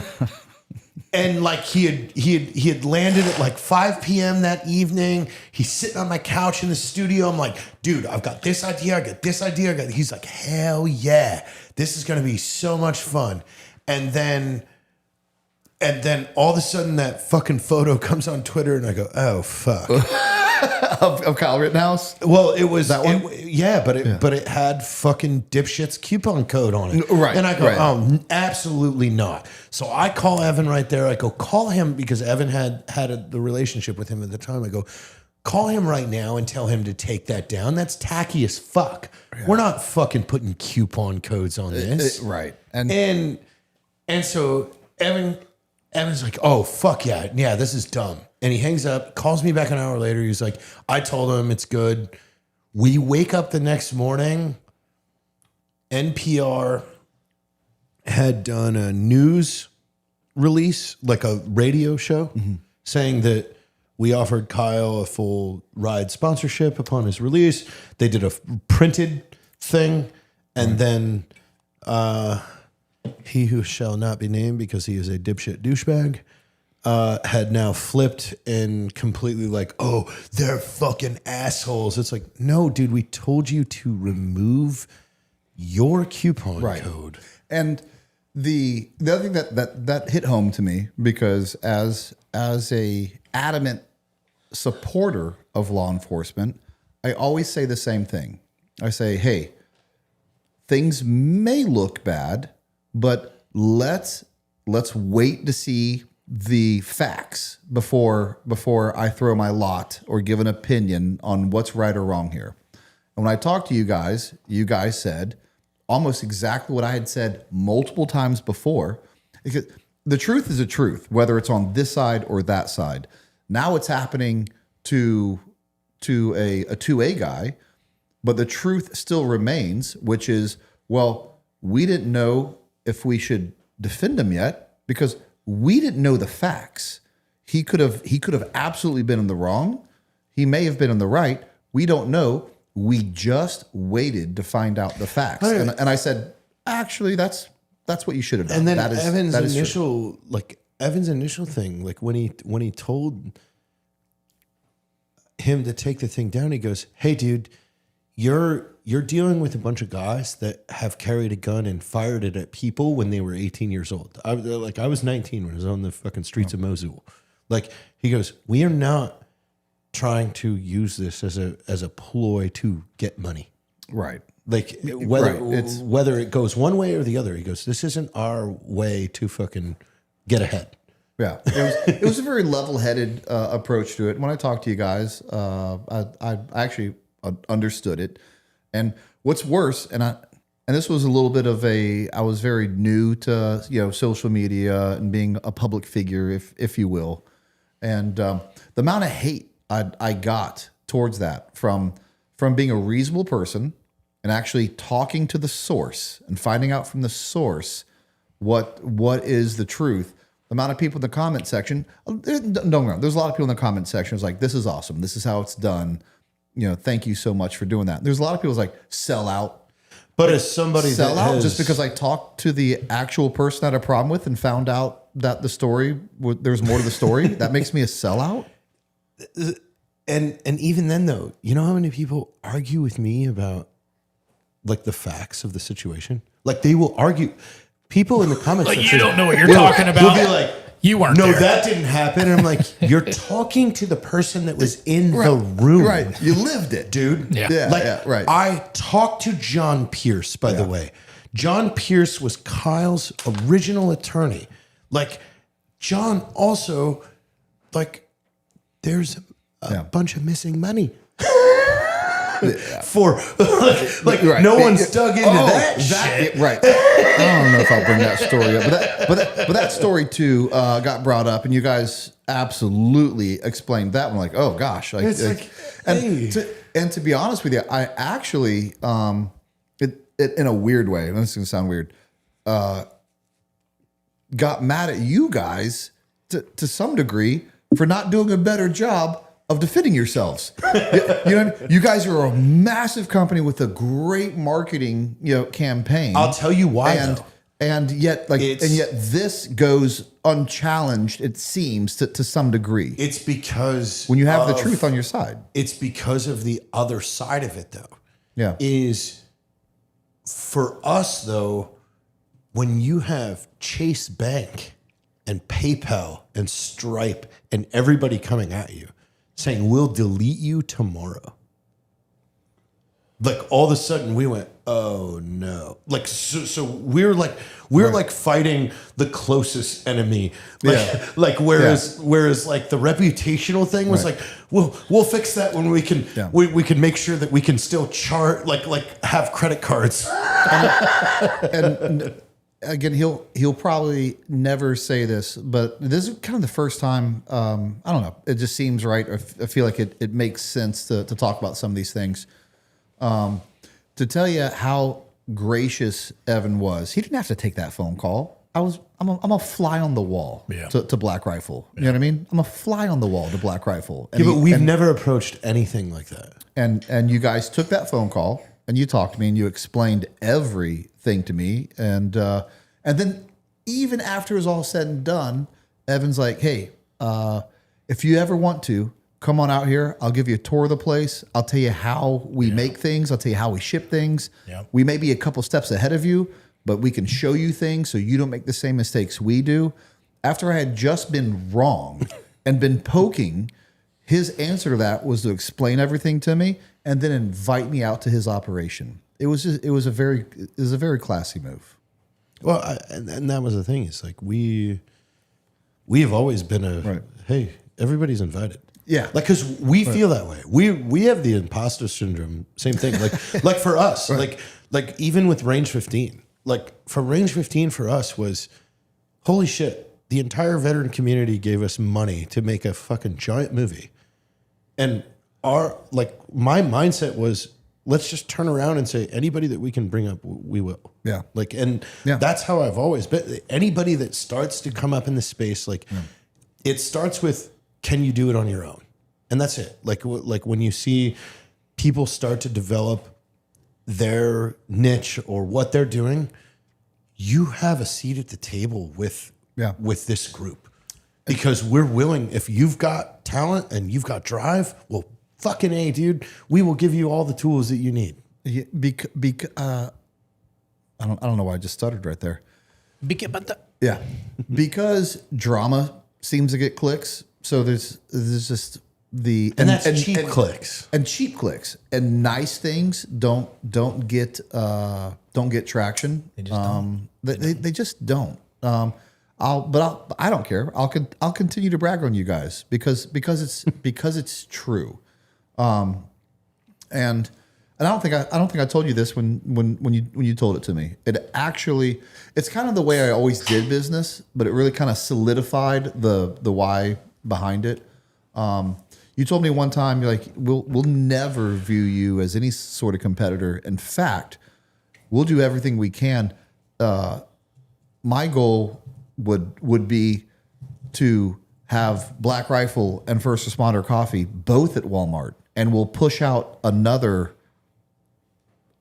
inferior coffee company. We're not going to be like, oh, you're going to take our pie. No, we want you to take someone else's pie, and we'll both come up as Maxwell House, Folgers.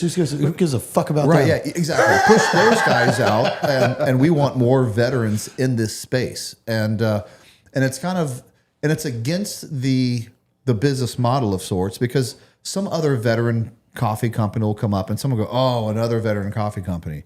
But you guys don't see it that way. You're like, awesome, another veteran coffee company. Let's own this space together. And this goes back to, like, Ranger Up was a direct competitor of Article 15. I'll reverse that. Article 15 was a direct competitor of Ranger Up at the time, because Ranger Up was one of the first lifestyle apparel brands in the military space. Okay, they had the blog that had started in 2008. Like, they were the first, dude. When we started, we saw them as like the dick giant. We did. We viewed them as, oh, we're going to stick it to Ranger Up. We're going to stick it to Ranger Up. Right. And as me and Matt kept fucking putting things out, and we're like, oh, dude, we are fucking dusting them. Fuck Ranger Up. Like fuck them. We got them. Like we're funnier than them. We're making more relevant stuff. Like, they don't get it. Cool. But also too, at that time frame, like 2013, like they had Dakota Meyer and Tim Kennedy. Like, they had these people that were way bigger. So it's like, oh, dude, they know celebrities. But we're still going to take it to them in the traffic. Yeah. Well, then when we had the concept for Range 15, like, I was like, hey, maybe this is the olive branch for us to work with Ranger Up. And initially they were like, what the fuck are you talking about? I'm like, but I was like, I was talking to Cody, our CFO at the time. I'm like, Cody, but they could split the cost of this movie that I want to make. He was like, oh, I like that. I go, let me email it to him. So I emailed Nick Palmisano, hey, do you guys want to make a movie together? And so like, if you go back to the start of us in entrepreneurship and business, for me, it was, if we united, right, we got bigger. And again, like, we raised $1.3 million on Indiegogo.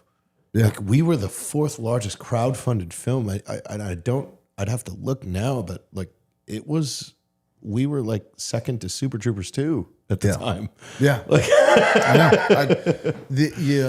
You said something that I wish you kind of would have continued. You're like, we're the Broken Lizard of is it Broken Lizard? Yes, Broken Lizard.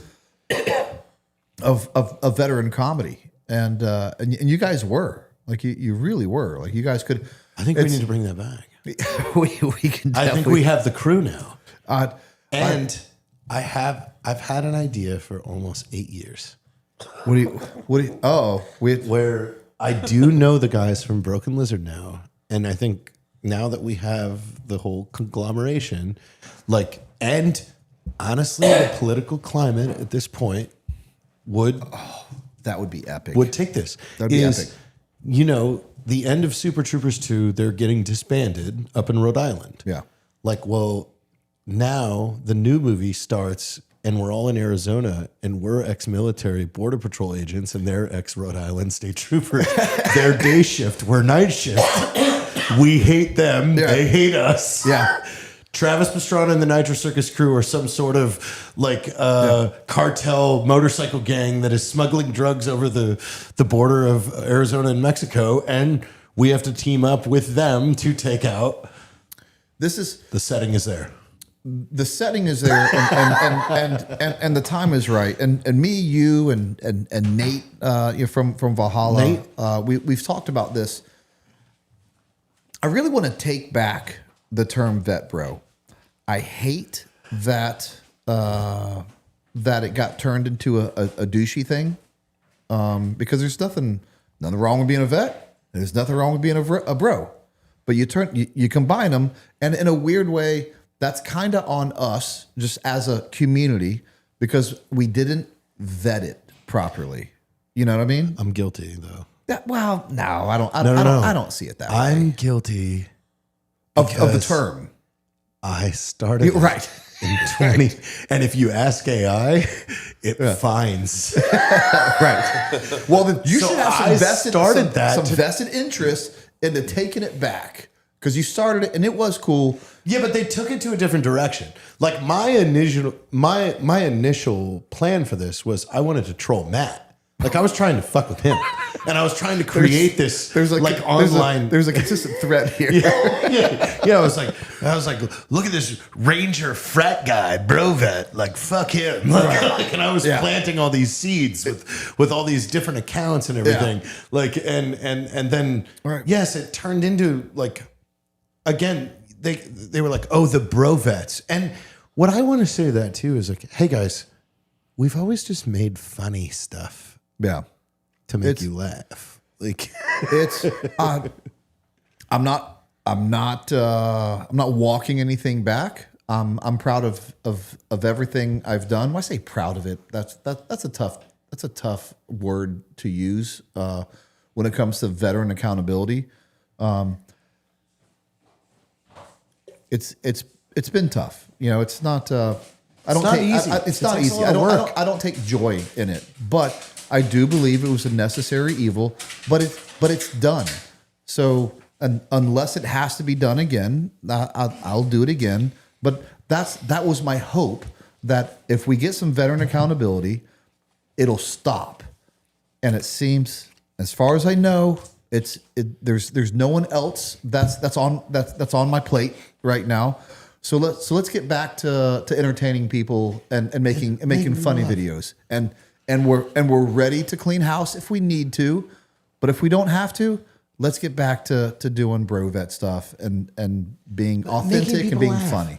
Yeah, like, and that's it. Just make people laugh. Yeah, like and it has nothing to do with like, and that's what's kind of confusing too. Is, you know, when you see people comment, "Oh, Black Rifle's a bunch of bro vets," it's like, what are you talking about? Like, we have a rooster with a fucking set of pano knots. Like grunt style is the one that has shirts that is like, if I see you, you're dead. And it was founded by a bunch of pokes. Like, right. For fuck's sake, guys. Like, like you had a bunch of guys that never went to combat, like beating their chest about how cool they are. And it's like, dude, we used to fight with those dudes. And that's something that is, they don't know any of this now. Like this was all 15 years ago. Like, like Drew, be sure to write down a timestamp so we can clip that and get some rage bait going. Picking with up that. the phone, calling Daniel Area, going, "You stole our fucking design. I will walk into your house. I'm just kidding. I'm coming into your office and burning the building down." Like, these things happened. Like we used to be fucking gnarly. Hold on, Drew, I love it. That was a test and you passed. I love it. Drew's like, yeah, we'll you guys, you put in the super chat. I read it. You tell me to write it down. It's getting written down. No, I used to work with another guy that would do that, and I didn't appreciate that, so I won't do that to you, JT. What do we got in the super chats, Drew? All right, super chats. Let's not ignore the super chats. All right, Holy Fook back in. He says, Brent, don't worry. The civet coffee was free from a friend out of Indonesia. His wife works for the company. Oh, you didn't have look how honest our audience is. I love it. Thank you, Holy Fook. Jillian Sheffield says, how did you guys link up? Love to see my two favorite coffee brands without the cutthroat business BS. I love it. I think we covered that. That's really good. We did cover it, and I love it. And thank you for not feeding into drama and be like, you know what? I'll tune into to good stuff as well. Thank you for that. John's for $200. Thanks for the love, brother. Says outro Voodoo Child by Stevie Ray Vaughan, live from Austin, Texas. Okay. I usually work Thursday nights, but took PTO to be here with the Patriots, and I'm loving it. Oh, thank you. Thank you, John. John. You hold on it. He paid $199. Yeah. That's Travis Pastrana's number. We got to give John some love. Oh, see what you did there. Yeah, see $199, John. John, hey, we're all about you, buddy.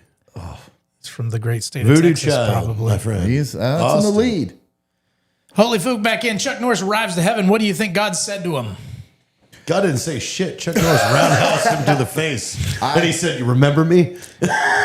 I'm not to steal the funny out of your sails, but what I hope God said to him was, "Well done, thou good and faithful servant." And I hope his private life was just as awesome as his on-screen life, and he was the man that we think he is, and that is way more important than anything he ever did on screen. And I hope that's what God said to him. I got to meet him. Be great. I got to meet him. You know what? We had him. He's small. He's not as large as I thought he was. But he's very sweet. We have a unit formal every year, and one year he was the guest speaker at our unit formal, and he was really cool. It's got to be full circle of sorts to do the movie, the Delta Force, and then come talk to the Delta Force. I met him at Dave Sparks's, like with the Diesel Brothers. Okay. Yeah, he was super nice. Zuby says, thoughts on Joe and Tucker maybe being under investigation, and Joe's comments about Israel strong-arming us. Also, as 0311 guys, USMC, I'm pro-war, but GWAT got the U.S. into so much debt. How do we get around this happening again? That's a great question. I'm gonna take it one step at a time. So Joe Kent is the Joe he's talking about.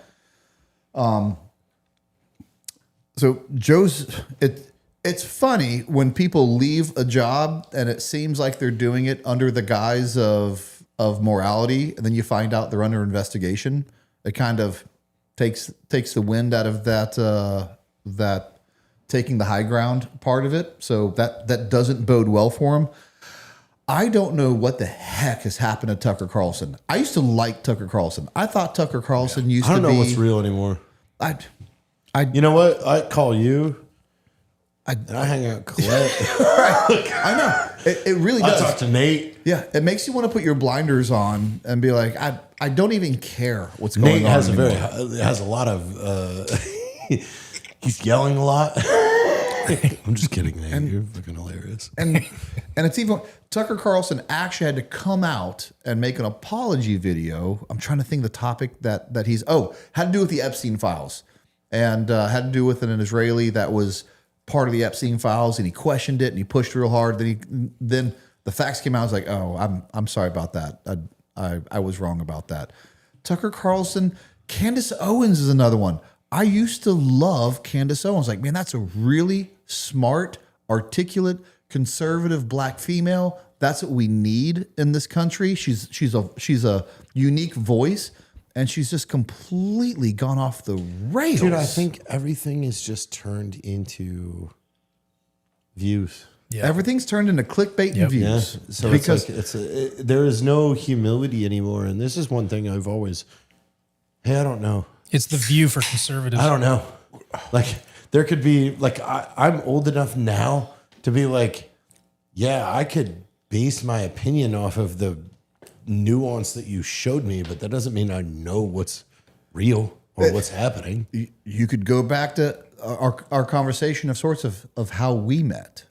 You know, I based my opinion off of what other people say of what you saw going on. Right, but it doesn't mean that's the truth. Yeah, it's. Let me make sure I get everything. Comments about Israel strong among us. Also, the 3. So here's they can. You can say whatever you want to me about the comments. You're not gonna shame me with your unfactual comments. One of the smallest countries in the United States being in control of everything is wild. It's all opinion. I've said this to someone just today. Actually, I think I said it again today. And I were talking where it's like, you're telling me that Israel controls our whole government. One, that's wild. And they're like, oh, Israel controls Trump. And I say, go look at his Twitter feed, his X feed. No one controls that guy. No one controls him. And this it's baseless evidence. You're telling me out of the hundreds and hundreds of people in Congress, which is both our congressmen and women and senators, that I would like to interrupt you real quick. Please do. We call them tweeters. Tweeters? That's all they do. Yeah. Congress don't do shit, dude. They tweet. But you're telling me tweeters. Don't get me wrong. I don't have a high opinion of those folks, but I know there's some good people there, and we need more of them. But there's not one that's ever come out and said, hey, you guys aren't going to believe this, but Israel tried to strong arm me into doing Israel's bidding. Not once ever. Israel didn't like him having the Saudi Arabia king over and then sell F-35s to Saudi Arabia. Israel was against that, and Trump did it anyway.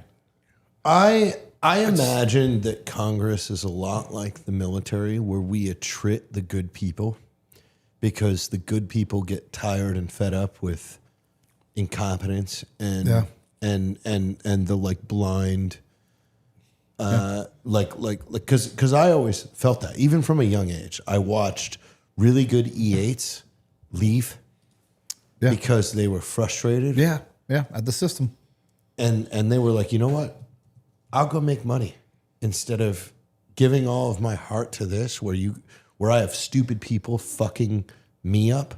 Yeah. I'm not going to do that. And I guarantee you that is what it's like to be in government.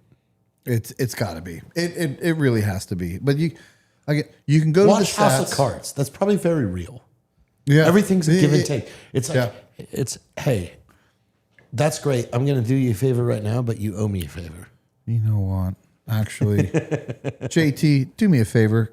Carry this podcast for about 2 minutes. Drew. I'm gonna send something else to the to IG. Okay, and got it. It's just facts and statistics and numbers. Ladies and gentlemen, welcome back to KZOOK. Hold on. You know what? Smooth jazz. Hold on. You know what? Hey. Well,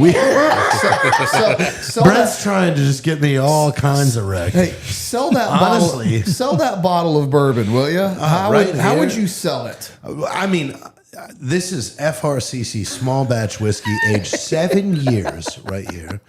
Honestly, it's spicy. It's got a good bite to it, and it has flavor for days. Obviously used with this is starting to sound like a 900 number. Hey, Are you ready to have some tactical talk? Go ahead and give me your uplink, freak. And I'm not talking about a PIS 5. I'm talking about a 117 Fox. I want an uplink and downlink. That's both UHF frequencies. Nailed it. Well done. Nailed it. JT, Yeah, but ladies this and gentlemen. small batch bourbon right here is aged 7 years, 45% alcohol. That is 5% more alcohol than Liza Minnelli's blood alcohol level. I don't know why I didn't do this sooner. I said earlier, it's like, Oh, God, Evan's calling us. Do we put him on the show? put him on the show. We'll burn you Do you down. want on the live? He's trying to talk. He's trying to shut We're you live up. on He's like, Brent's show. You want in? he's like, JT, you have to stop talking. You're over the top. Are you sure? Brent wants to say hi. Hey, Brent, what's up, dude? Evan, how you doing, brother? We just talked really good about you for like 20 minutes. Oh, shut up. You know, your ears must have been burning, and it's awesome that you called. And in fact, I want to tell you this now. I just told my whole audience. I'd never told the story because good stories don't get views, but I don't care.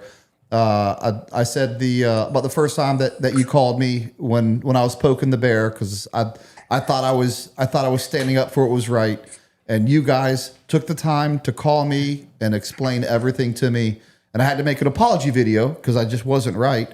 And you want to talk about eating humble pie? You even invited me out and said, "Hey, I want to help you out. We're a few steps ahead of you. You can come out to the facility anytime you want, and I'll show you how we run this business." And that was really impactful, man. And you never told anyone that story about how nice you are. I never have either, and I finally got an opportunity to tell that story tonight. And it was really awesome of you. I just want to say thank you.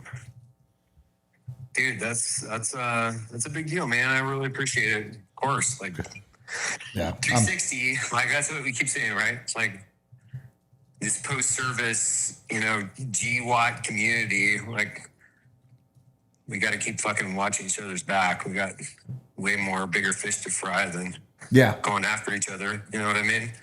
Absolutely. Now, Yeah, we're the only ones that get it. Now, I haven't forgot about the shooting competition. That's. Oh, I know. We gotta fire that up. Let's go to staccato and do that. Absolutely. That's still on the table. I'm not saying I'm not going to hire some other tier 1 guys last minute to be on the FRCC team. I've said too much. Don't worry. You don't threaten him because he's gonna fuck. You know who he has in his back pocket? Who's that? I mean, Evan, you got everybody that you would need. Yeah, I know. Guess what? I mean, Graham? Can't say Chuck Norris. Oh, Matt Graham. Yeah. Graham's really Graham's solid. He's you know what? He was the advanced marksmanship instructor for my former office. Oh, for sure. And, He's quite proficient, but we're slipping. Getting a little bit older. I know. Hey, we got an answer for Graham. I'm getting DJ Shipley to come out and do a snatch and grab on him to make sure he doesn't compete. I'm down with that. DJ's this hell of a nice guy. Like, he'll be like, hey man, sorry, I got to put this bag on your head. Real sorry about this. Oh, for sure. He's got to be the nicest guy to snatch and grab you, for sure. Which sounds like sexual assault. You guys enjoy the show. I'm gonna try to go catch my daughter's cat that just ran up. Oh, good luck, brother. See you, Evan. Herding cats. All right, there's a nice little, and that's why you tune in. You tune in for things like that. Randomness. Just random. Drew, back on task. I'm not gonna forget about it. Can you play the last thing I just sent you to Instagram? Yeah, look. There it is. I think right there. People say Israel buys American politicians. Okay, let's look at the money. Foreign governments have to register their lobbying. Here's who actually spends big in Washington. Japan, about $50 million. Saudi Arabia, $44 million. China, over $30 million. China. Israel, way down the list, with 14 million in 2024. Pause it So just you for say, a second, if you can. okay, what? Well, that doesn't line up with what everyone is telling you based off of their feelings and their blind hatred. And those Japan. right. You want to be mad at people? China's spending more. You should be really upset and have questions about what China's doing in our China. Yeah. All right, keep going, Drew. But you and I talked about this yesterday. That's what you should be mad about, not this manufactured hate. What about APAC? APAC isn't a foreign lobby. It's American, so it's not on that list. So where does it rank domestically? 233rd place, $3.3 million. Little more than Walgreens, a little less than Home Depot.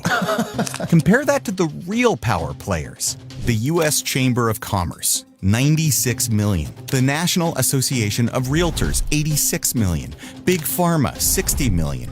The American Hospital Association, 55 million. I have a problem with Big Pharma. $50 million. What's out of the Amazon top doing 250 spending lobbyists $50 million in Washington? on lobbyists? APAC's lobbying spend accounts for about 0.1%. They gotta keep their shipping low.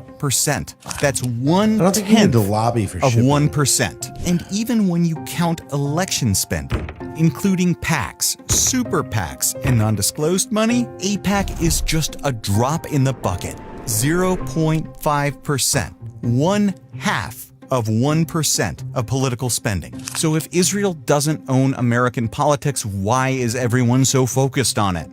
We can take a guess, and so can you. So I went to APAC's actual website just to see if their numbers align with that. And there's one reason, because in the comment section, someone said, do your research. This isn't true. APAC's own website doesn't, says that they spend way more than this. And so, okay, because don't get me wrong, just because you see one thing that kind of aligns with your views that you want to hear, people will see a video like that and run with it. And I don't want to be that guy. So I saw the comment and I went to APAC's website. And guess what APAC said they spent on lobbying? He says 3.3% in 2024. What does the APAC website itself say they spent on lobbying in 2024? 1%. $3.3 million. The same exact number that he said. Now he's getting this from Open Secrets or openfunding.com, which this has to be reported. So you're telling me 0.05% of the funding and they run this country? If you believe that, you're an idiot. And I don't know how else to say that. And I'm sorry that you want it to be true, but it's just not true. So this brings me, like, watching that reminds me of a really good friend of mine named Billy Johnson. Billy Johnson was like one of the pioneers back in 2012. Like one of the first, Drew, pull up YouTube and search amidst, AMIDST, the noise.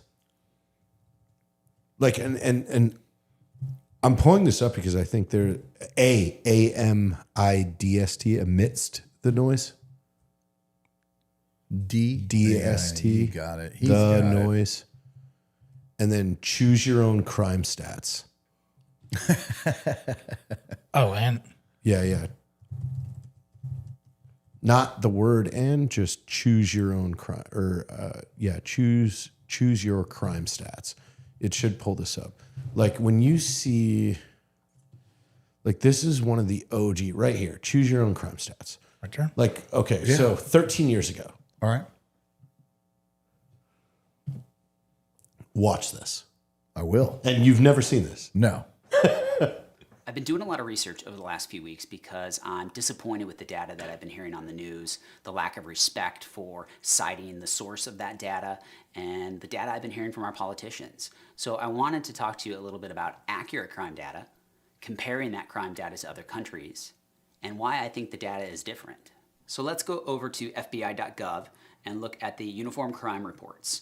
These are reports the FBI has been putting out every year for a long period of time. What I like about these is that these are unbiased and that the FBI does not advocate policy. I have a hard time accepting statistics from organizations that are actively lobbying Congress or in some way, shape, or 2011 form FBI trying didn't to create advocate policy, by the way. So let's look at the national data for violent crimes. Let's look at 1992. We'll see that in 1992 we had a violent crime rate of 757 per 100,000. Okay. And a murder rate of 9.3 per 100,000. Now let's fast forward to 2011. We have a violent crime rate now of 386 per 100,000. That is a 50% reduction in violent crime. If you believe in math, we have a murder rate of 4.7 per 100,000. That is a 54% decrease. So what I find astonishing about these numbers is that nobody's talking about it. Our media isn't talking about it. Our politicians aren't talking about it. I mean, we have a 50% reduction in the violent crime rate over the last 20 years, yet no one is taking credit for it. Because it doesn't get views. I mean, pretty astonishing. It's unbelievable. I mean, does it not play into their fear agenda? Right. That, you're going to walk outside your front door and you're going to get shot? I can't make any sense of it. And so I started looking at the data even further to see that the crime we do have, where is it coming from? When you start to look a little more closely at the data, one thing you'll notice. In metropolitan areas where the population is greater than 250,000, our violent crime rate is double that of the national average. Our murder rate is double that of the national average as well. When looking at the data, you can pinpoint where the crime is coming from. I mean, you can dissect that data even further and look on a neighborhood level and see where the true trouble spots are. The fact that none of this was used this is early on. Yeah. Like, and that is why all of our politicians, that's why I call them tweeters, because they're all full of shit. Yeah. They don't do this. They don't go, hang on a second, here is a solution. Here's the and we both know it, and I'm not gonna and I refuse to dance around it, because if you take a step further and say this is the reason this is happening, then you're opening yourself up to more questions, and people aren't going to like the answers of who are in these major cities and who are committing these crimes. Then you have to answer those questions. Yeah, they don't want that. And they don't want that. It's crazy. And what 13% of the population is committing 85% of the crimes. And those are just statistics. Those are numbers. Those are just Flat numbers. Those are just numbers. And we'll never But numbers hurt feelings. That's right. And we'll never get to a solution, because if we really want to get to a solution, then we have to really find out who the problem is. But because it's not politically... We have to really actually act on the problem, too. Right. Absolutely. I mean, and this is one of those things that, like, coming from the worlds that we came in, and that's what's so difficult, I think, for us to assimilate. Like, what's difficult for me to assimilate is I was an instructor for the TACP career field. We had a standard. You don't meet the standard, you leave. Straightforward. Well, in the real world, if you don't meet the standard, you can't leave because, it might look bad if they said something about this. Or, no, it's okay. Even though they didn't meet the standard, we just need to give them another chance. And it's like, hang on a second. What the fuck is all of this about? I'm actually glad we brought that up, because it's the perfect segue to kind of close this loop and go back to the original conversation. It doesn't make me some Jew lover. It doesn't make me someone that got paid $7,000. I don't even know where that started from. It has nothing to do with that. It has to do with this. I just showed you statistically, with facts and with actual numbers, they are not controlling this government. And our government has problems. But if they're not the problem, then let's focus on what the real problem with our government is. Incompetent people. That's right. Yes. But if the mass majority are going to buy this lie and say, that's the problem with our government will not get better, because you identified the wrong problem. And if you ever identify the wrong problem, you'll never get to the right solution. So we can't buy into this lie. And it's not me blindly defending Israel. It's just saying, on this particular point, you're wrong. And I'll say it. And I know, and don't get me wrong, I get it. Other people will say differently, and they'll get more clicks and they'll get more followers, and you'll hear what you want to hear. Yeah, but they made their money out of that too, by the way. Which is ironic, because you'll say that I'm defending them, that I'm the one making money off of it. It's the exact opposite. If I'd had hopped on that bandwagon, I'd be making more money. So everything about your argument is just fucking false. 6 years ago, if I would have started just reporting fucking news and reacting to what's going on, I could have 1 million fucking Instagram followers. Especially with, but I with choose your not base. to do that. Right. Yeah. Because I don't want to. I create things that are original, and I make things that I like, and that's all that I exist in that world, and I'm happy with that. Can we? I don't want.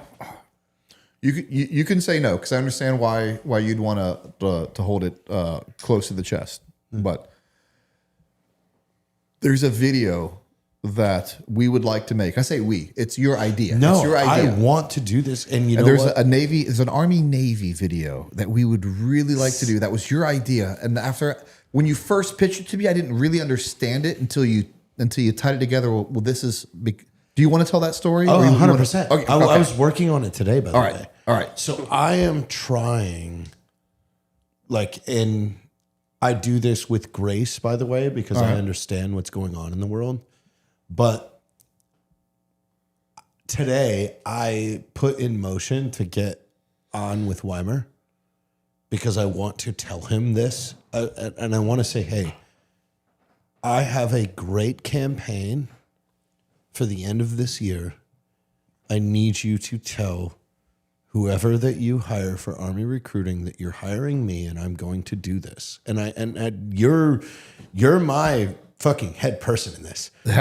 So I walked to the shop today. Yeah.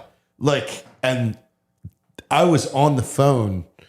I called CZ. I was on with, I was calling everybody because I'm like, hey, I want to, and this will be such an awesome campaign for the Army. Do you want to talk about what the details of it, or you want to save it? I don't think we give it away yet. All right. But I think we say that it is. But it has to do with Army, Navy, and it's an amazing Army recruiting campaign. Yeah. And it's an amazing Army stance. And if we do it right, it'll be epic. It will be generational epic. This will last for a decade, where it's a black eye on the Navy, where they go, dude, we didn't see it that way. Yes, we didn't see it. Yeah. And they're gonna try to scramble, and it's gonna be funny to watch. I tell you, I will hint more about it if you join the Patreon. I will hint more about it. Speaking of that. And I talked to you about this the other day at the shop. They're paid for. They should be here in a couple of weeks. I have panos coming to the show, and I'm going to do an unboxing of these panos. I'm going to do an honest review of these panos, and then I'm just going to give the panos away to a random member on our Patreon, the same way we gave away a gun just like this. Magnet had an issue with his shop catching fire, so that particular thing is just a little bit behind schedule. But he is getting one that looks exactly like that. No, you don't have to apologize for your shop catching on fire from someone else at all, Magnet. But the next one we're giving away are those panos, and the only thing you have to do is join our Patreon. You don't have to do a single other step. Just join our Patreon, and you will be in the running for a free set of panos, and I'm really excited about that. Drew, let's get through them. Yeah, we got a lot of them. Okay. The Prussian. Yo, question: drink 10 Monsters right before a sleep study, or eat Taco Bell just before a colonoscopy? Eat Taco Bell. Oh yeah, easy. That's Taco hilarious. Bell all day. That's hilarious. Hey, it's been a while since we've had those either or questions. Fuck that doctor, They've had some really good creative either or questions. It's been a while. Yeah, I'm going Taco Bell as well. Actually, let's do this. All right, our man Wile E. Coyote. Wile E. Coyote. He's in with the love. He says, with apologies to Budweiser. What's up, fellas? Classic. Thursday is for the boys. Judas Priest, Grinder for the outro. That's at 300. Which also happens to be JT's favorite app, so that is appropriate. Hey, by the way, Wile E. Coyote 505. Did you guys see the video that went viral like 3 days ago where the chick was like, hey, I just had an 11-year-old go, hey, pop a titty out for the boys? and then someone was like, oh, shit. Like, that dude just went down in history as the greatest dude of all time in his friend group. Yeah. Told this hot chick at a gas station pumping gas, hey, pop a titty out for the boys. By all means, hands off the 11-year-old. Who's his cool dad? Yeah, He's got a cool dad. Yeah, he does. He must be a SEAL. That boy's got a bright future in the game. He's got a bright future in the game. Chase Lee says Otis Spunkmeyer's washed down with a ribbon. That is the quality right there, dude. That got me through. That's what you want every before night. a mission. Yeah. A muffin and a fucking ribbit. So I'll tell the story real quick. As always, things start out real subtle. They get out of control, and there's stupid things for no reason. So before missions, I used to go, "Hey, give me a rip it," and when I would open, I'd go, "Rip it," like this. I just rip it, and someone else on the ODA was like started like to seem like he was trying to one up me, and when he opened his, he was like, "Rip it." What are you doing there? Dude, you should break What are you doing his leg. there? And so then if you fast forward this several more missions, it turned into knee slides on the tile and going, and just who could do the most over the top rip it open. And I miss those days. They were the best. Justin says your comments on Bergdahl were Bergdahl were interesting. Have you considered a story about the search for him? Bergdahl? Yeah, I think it's talking about Bergdahl. Yeah. Okay, giving the guys lost some recognition and what he went through. You mentioned he paid his penance for it. Yeah. He absolutely did. That was my troop that rescued him, and he was messed up. He did. What he did wasn't right, but we have things in America that we do called time served, and after 5 years of getting tortured, yeah, but you know what? We haven't seen fucking old Bergdahl start a podcast, so let's all fucking just salute that guy. Like, hey, he bowed out. Right. He bowed out gracefully. Right. Let's forgive him. Come on, you guys forgave that fucking weightlifter in California. I did. Yeah, absolutely did. Malibu Fit Max, or whatever. Fit Max. Yeah. I would have him on the show. Because he did what no other veteran apparently before him could do, and that's say sorry. He said, hey, I fucking lied about that. And fuck. And you know whoops. And you know what's worse? His content wasn't even veteran focused. But that's what he was the first one to just go, oh, dude, I made that up. Yeah. Whoops. Yeah. I know. Yeah, he's got less to lose. Yeah, I'll take that. And guy all day long. Bergdahl was like, hey, I got released, and I'm just not going to be seen ever. And that was like 5 years ago. I just thought about that. Let's bow down to that. You know what? Hey. Have you ever seen him as a guest on a podcast? Never. I got to find him. Did you write a book? Bro. I got to find him. Chelsea Manning is Chelsea Manning. Whoa. Yeah, exactly. Yeah. I'm saying Bo Bergdahl is above Chelsea Manning. For sure. Yeah. I'm going to find him. I'm going to find him. How has he not been a guest? He'd have some crazy. He probably doesn't want to relive it, but maybe coming from the troop who rescued him, maybe he'll come on this podcast. He respected, we got to respect the guy that was just like, you know what, I'm out.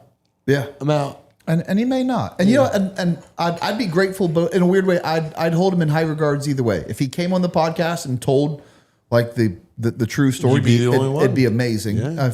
And if he didn't, I'd be like, right on. Solid. Yeah. All right, Holy Fook back in and says, Jared, any Bigfoot or UFO encounters? Do you believe in either? Oh, Holy Fook, that is a good question. I mean, UFOs, yes. Bigfoot, who knows? I'm definitely like. Why'd you go, who knows? Why'd you go all Jewish with it? No, I didn't mean that. Is that Arabic? It was more of like, I've definitely. Have you been like, bought? No. I've framed Bigfoot things, like when I was an instructor, like we would do weird shit to people on their night navs and stuff, like to make them think that like you'd put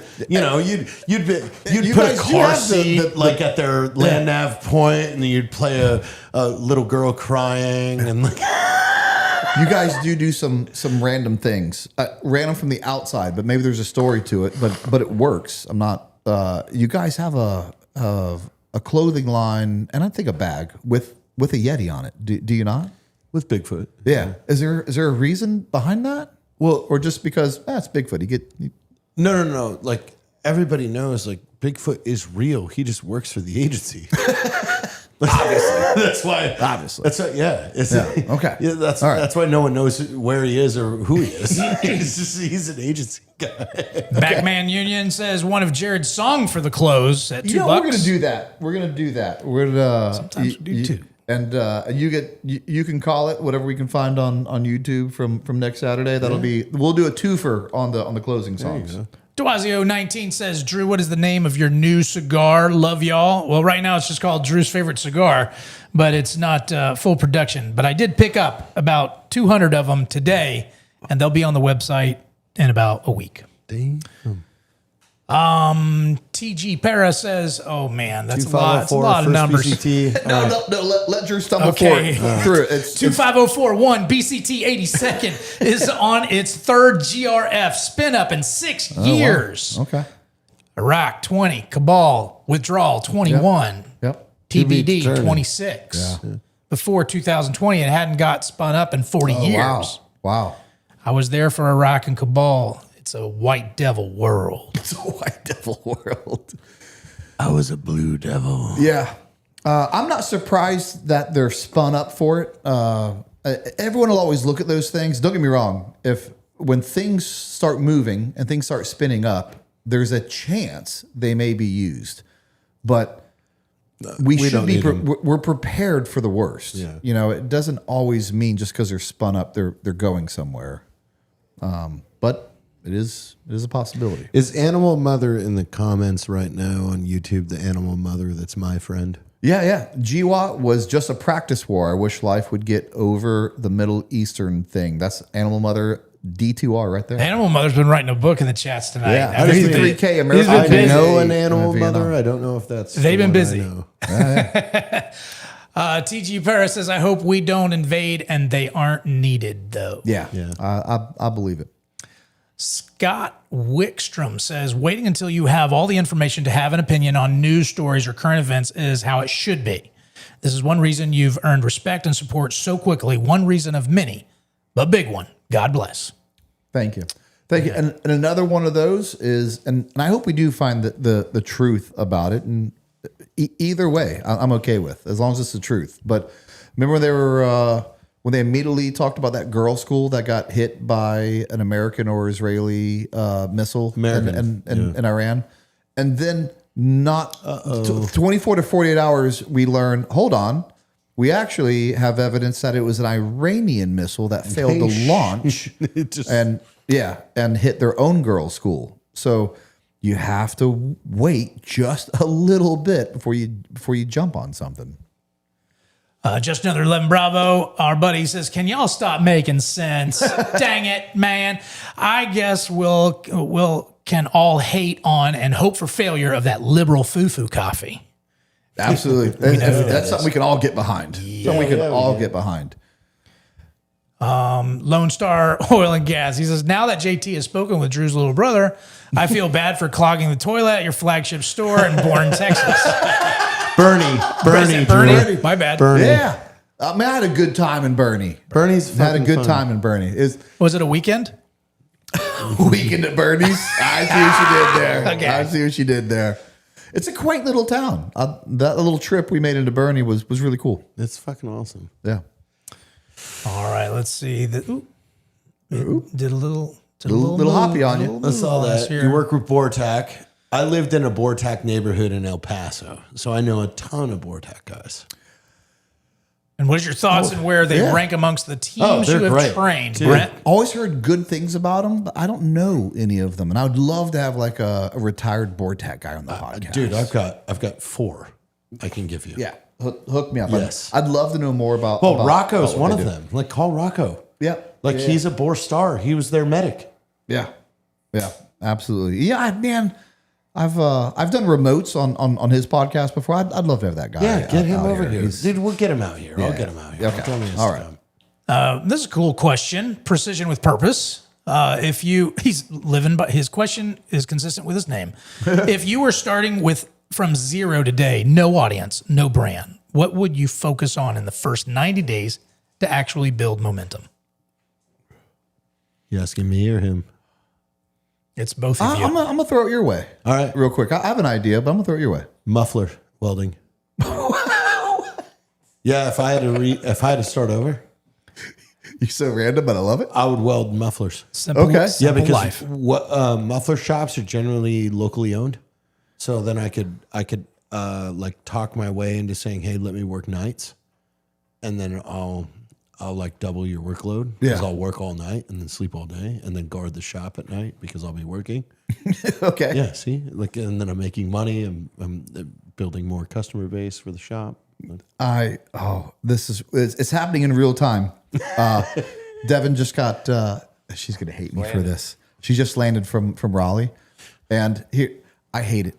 She's so much more put together than I am, and Shocking. I know, and I'm the Delta Force guy and the business owner and a podcast. Like I should be better put together, and I am, but I also do really stupid things every now and again that make you go.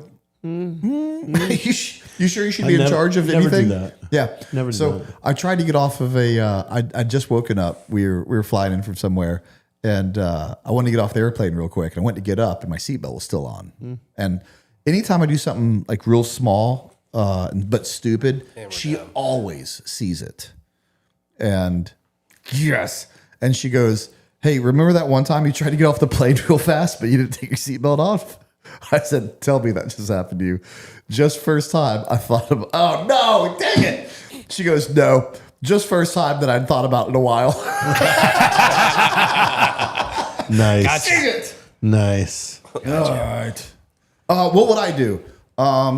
If I still have my same background, You're not allowed. You're not allowed I to don't use have it. my same background. Well, no. You have the same background. You're not allowed to lean on it. But I'm not allowed to lean on it. So you have to start from zero. This is a TV show that I developed a while ago that I tried to pitch to A&E that was called Zeroed Out.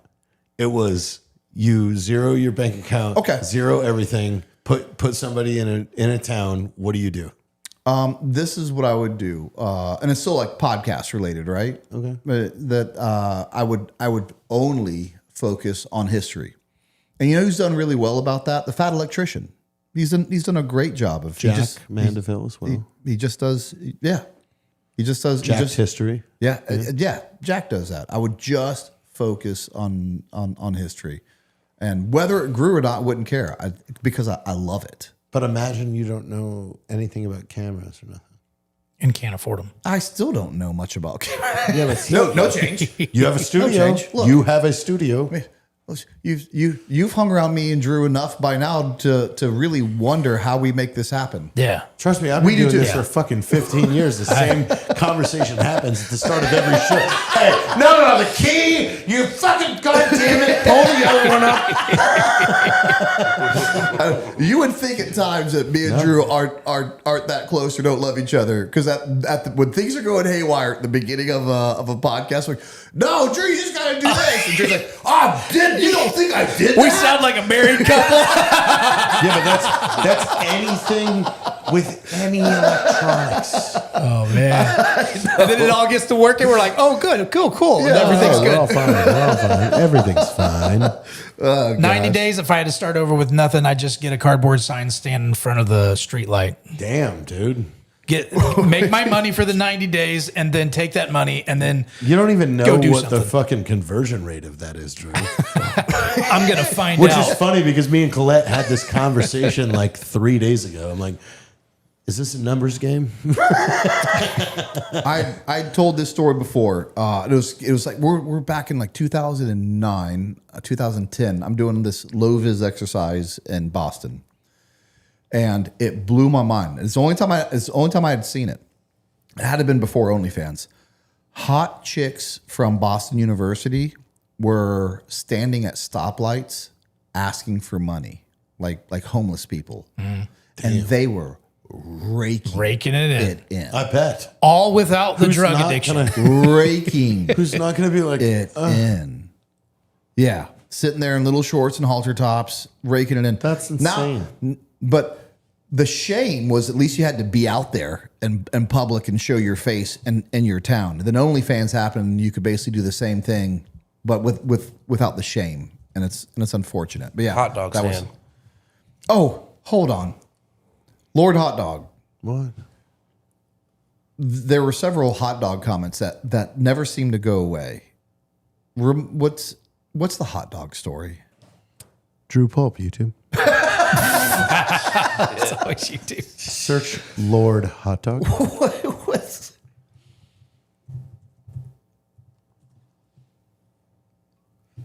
Right there. the very first thing? First one. Well, there can't be that many Lord Hot Dog videos, can there? I But, used to have a hot dog that was sold. okay. Stores. All right. What are we go, doing boys. here? It's been over 5 years since I was forced into the underground. But I didn't stop building. I only got stronger and better prepared. Why are the people still whispering his name? I thought this was taken care of years ago. We will be met with opposition. I don't care what it costs. I want this handled. We will be met with corruption.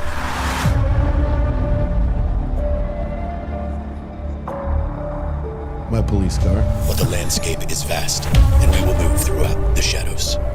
We It's a will big rise case. to our rightful place, which brings us right here to ask the question. Are we ready? Oh, we're ready.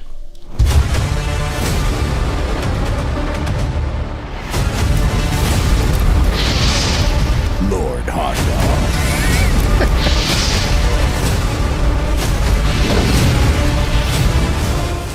The song Hot Dog in the Country. There you go. Dog. And then you just sold hot dogs off of that? Yeah. I hate you.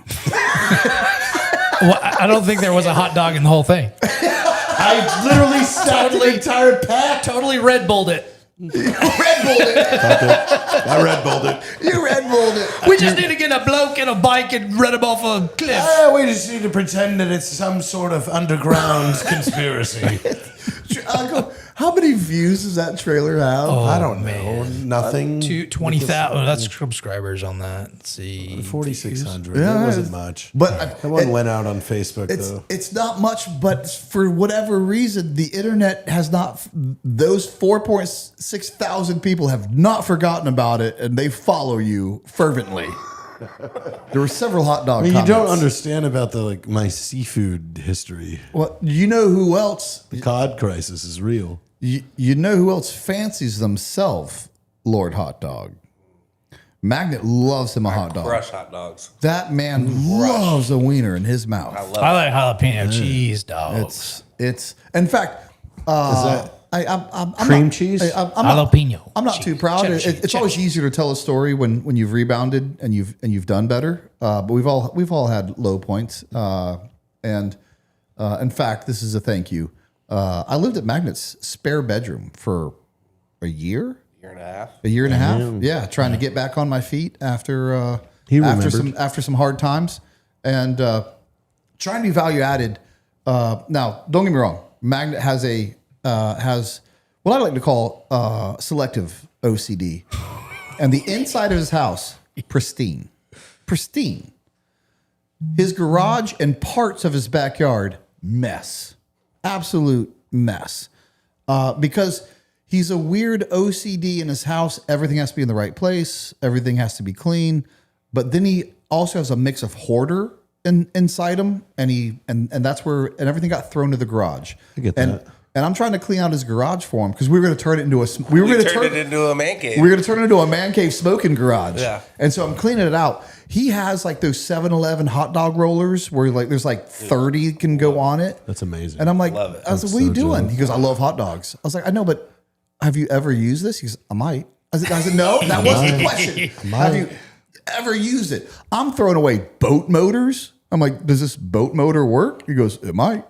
But no, Magnet, that's not the question. I'm throwing away hot dog rollers, boat motors, gallons of paint that he no longer needs or uses. What color is this? Is seafoam fucking saffron? Magnet. What is this? You have you could repaint your whole house 3 times over. I never know when I'm going to need it. At some point, I was like, if you need this paint ever again, I promise you, I will buy it for you. Look, when the world shuts down and you need a boat motor, don't go crying a magnet. And you know what's worse? If he ever needs that, he will remind me like, hey. You remember it's like 6 years from now. I could really use a hot dog roller right now. You're gonna be 16 miles off the coast, and the Evinrude won't start. And he's like, you know what would have started? It took truckloads of my Ram to clean out everything, and it was so painful to him. He did it, but it was so painful to him. He was so attached. You know, to some I of own those a things. hot dog stand. I'm sure you do.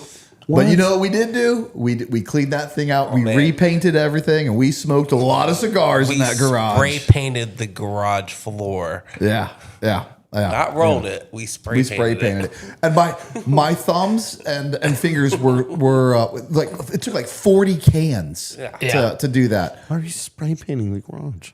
It's a long story. We'll tell you after this. Yeah, there is a reason, but I don't want to get into it. Some other floor mechanisms that we were going to do did not work. I was going to stain it. That makes sense. The stain didn't take because it anyway. Yeah, anyway.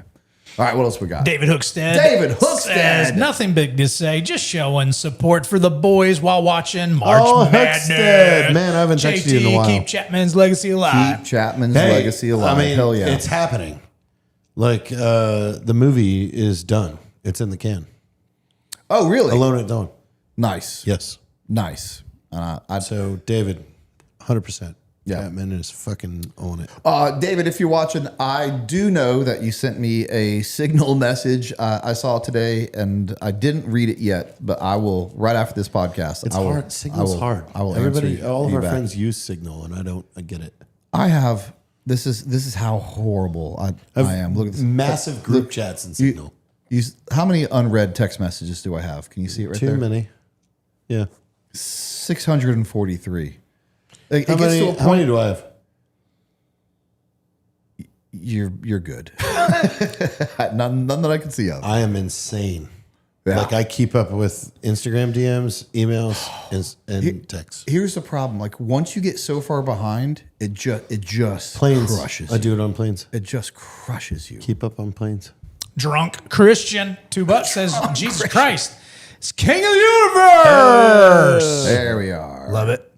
Mehe says, off-topic question. Feel free to wait to ask this. Does Jared have advice for getting our brand into Walmart? It's Dennis from Tasty. Oh, nice. Hey, velocity. Hey, like that. The whole thing is Walmart wants velocity, so they want to see demand. Like they want to see you're already successful. Just create demand. Create. Like we were told in 2018 that we would never see the inside of a grocery store.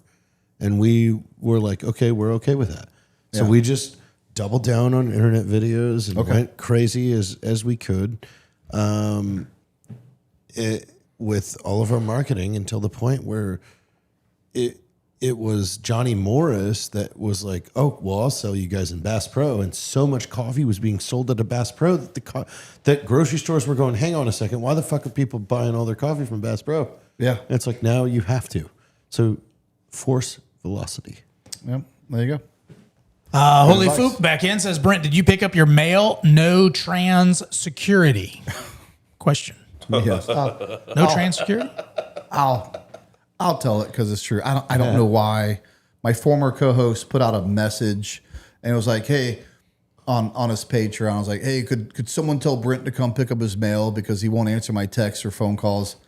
The man hasn't texted me in all of 2026. And so I texted him like, hey, you haven't tried to reach out to me at all. Like even though I just showed how many unread text messages I have, but his wasn't one of them.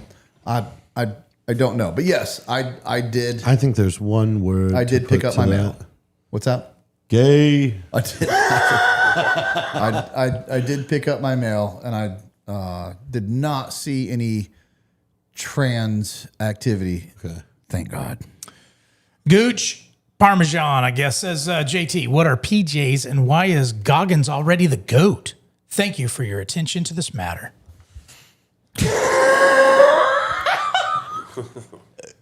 I don't want to start anything, but I also don't want to pretend like I didn't see what I saw. But I don't know if it's true. I will. I saw a post that said that Goggins was pushed through his pipeline. No, or he failed his first selection and got pushed through. But he hasn't started. He literally is house hunting right now. What's that? He hasn't even started. He hasn't started what? He hasn't started the AFSW. Okay, go ahead.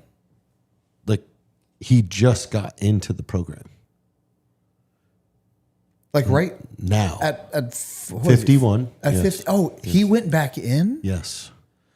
I wasn't even tracking JT, that. what is a PJ? Pararescueman. Yeah. Like, they're Air Force Special Warfare, advanced medics, skilled in going after down pilots. Goggins is not already the GOAT. I don't know what you're talking about that. Like, that makes no sense. It is but all right. Let me take it from I'm gonna take a 180 on it because I just saw that someone. I only brought it up because I saw it on the internet and it just shows what you see on the internet isn't necessarily true. I'm irritated at the fucking one big article that went out. Isn't that a good thing though that he's bringing attention to Air Force Special Operations by doing this? Yes and no. Okay. I'm on both sides, by the way. All right. Because I've had this conversation with CISO, come sit and relax. Yeah. Like we've had Aaron Love, like everybody in this world has been talking about this for the last 2-3 weeks. All right. Like, there are two sides to this. And I aired on both sides. Number one, yes. If anybody understands the current climate of our young hopeful, meaning age 14 to 18. Okay. These kids are not in our world, like where you and I exist and our peers are what we see online, and we constantly see drama and hate and the things of us calling each other out and things like that. They are not there. They are in a different portion of the internet where guys like David Goggins are God. Right.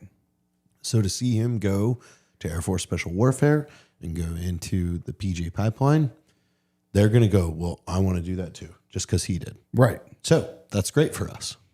It's great for recruiting. That it is. It's amazing for the PJ world.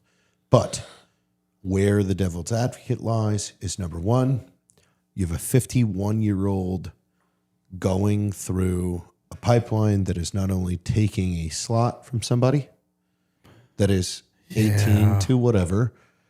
When he does make it through, what is he going to do? Is he going to get his 5 level? Is he going to become he's only going to serve 3 to 5 years and not contribute? Therefore, you've wasted a position. But again, it goes back to, but what did he bring in from the awareness side?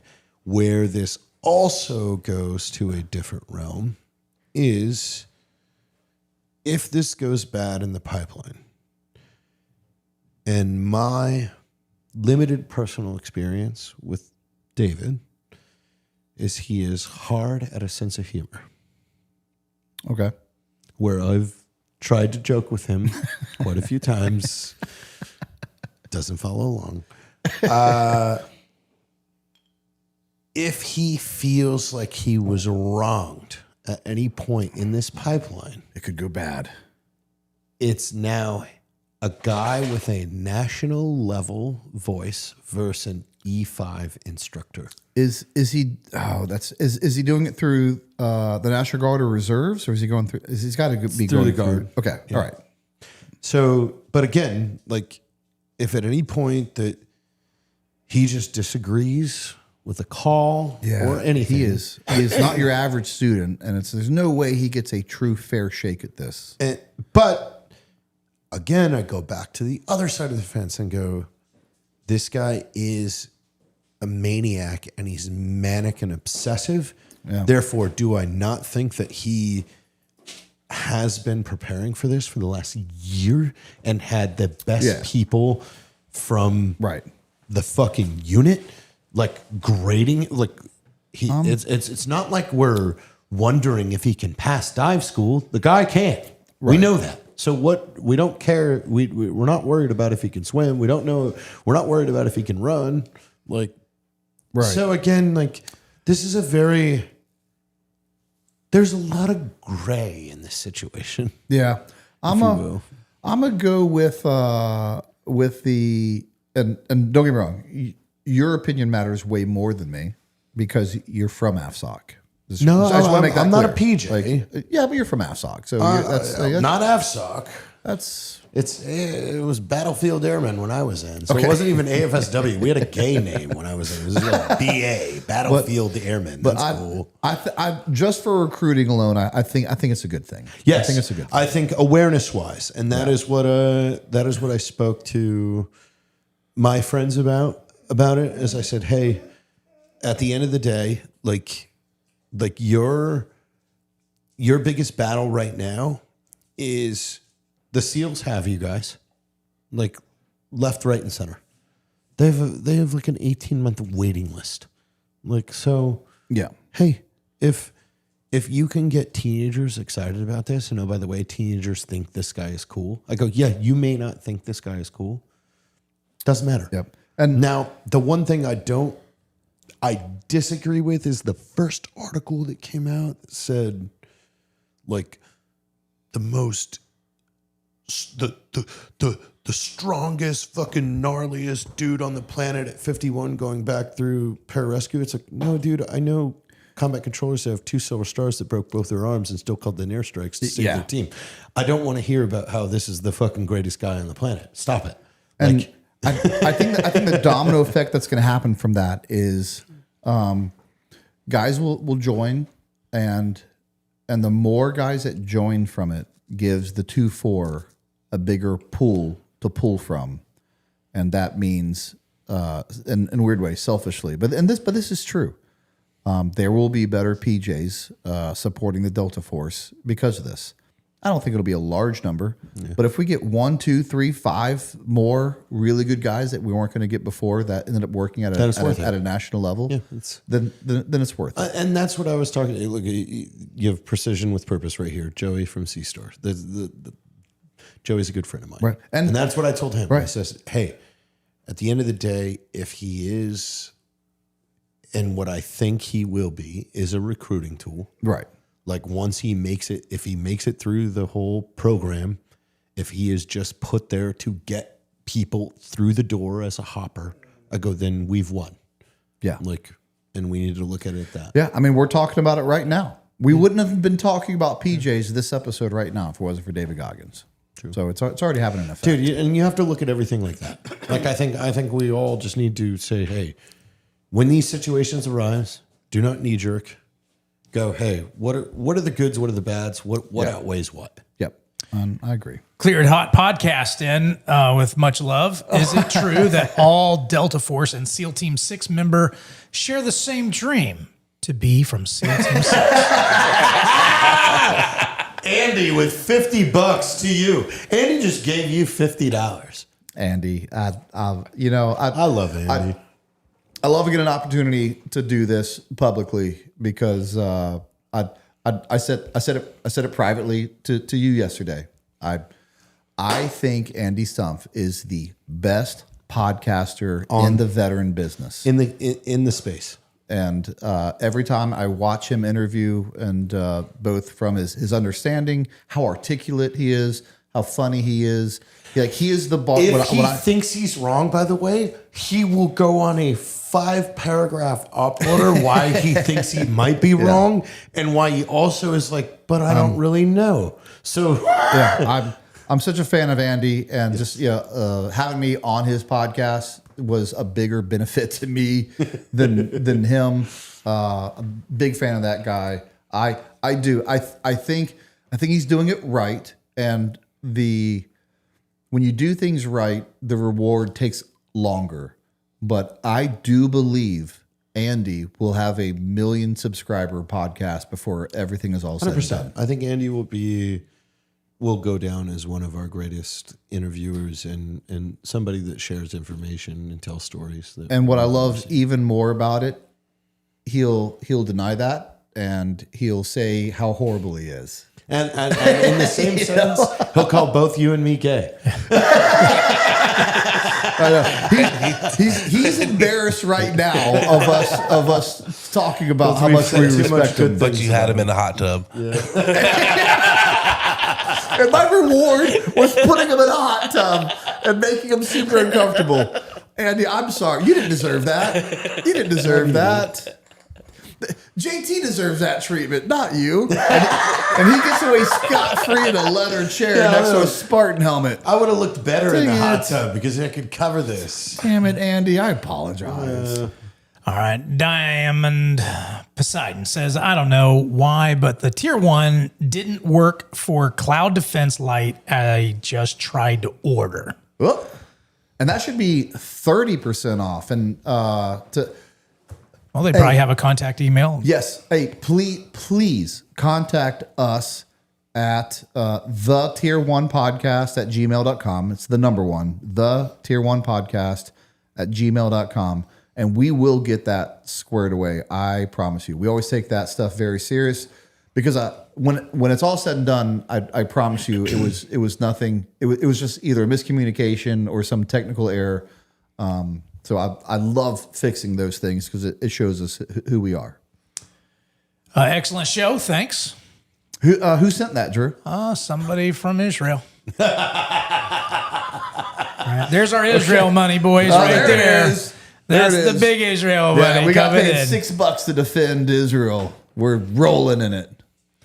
Oh, that's cool how the at is on the right side. Yeah. Very consistent with the Hebrew you language. Tell. Interesting. Elijah Smith says super POG here. POG. Pog? Pogue. Close enough. Pogue? Yeah. It's not a G. Pog is very different. And not an E. that's spelled P-A-W-G. That's very different. Okay. Super Pogue, even though there's not an E on the end. That's not phonetically correct. I know. Still hot. Bothered by how JT described the whiskey. It's late night with JT. Can H do the same for the cigar of his choice? Ladies and gentlemen, as we pull this cigar, it tastes full in thick. Let's see. We've got John Vincia says, throwing in a few bucks to help Max's treat fund. Oh, Max. He's been chewing on something here tonight. Justin Filson says, Brut, you just lost the TV remote. Who's the first one that you accuse of losing it in the studio? That's easy. All trust is lost when the remote is lost. Magnet. I immediately go to Magnet. And I go, what'd you do with the remote, Magnet? There it is. What's that, Magnet? It's in my pocket because I'm the only one that controls it. That 47 straight says, if one were to purchase 3 sample packs, will all sample packs contain the same cigars? Same cigars. No, that's a sample pack. So you're going to have sampling of different ones. And if you buy 3 sample packs, you're going to get this for free. Yeah. Damn. For the rest of March. All right. Yes. But each sample pack has the same, so all 3 sample packs have the same cigars in each sample pack. Now, Different cigars. I see what we did there. Okay. Yes. Yeah. That is correct. Might be what he asked. They are the same sample packs. Yeah. Each pack has 4 different cigars. Yep. Sorry for the misunderstanding. At 47 straight says, in my 20s, and my dad fought in World War II. Nice. Leyte and Okinawa, but I don't have much information about his service, nor his 2 brothers and my uncles. Would love to learn, but not sure where to start. Please advise. JT, you got any FOUO? Like you have to pull the 214 first. So I've dealt with this a little bit, and I've asked some of my friends in my different group chats. And they gave me actually some pretty unique advice. And they said, contact your local congressman, and they they will get access. They can get access Well, to it. But no, the thing is like if you start with a 214, the 214 is going to give you the unit. Where does he get the 214 from? Like where does he start by getting He's the going to DD214? have birthday, social security number, first, last name. Okay.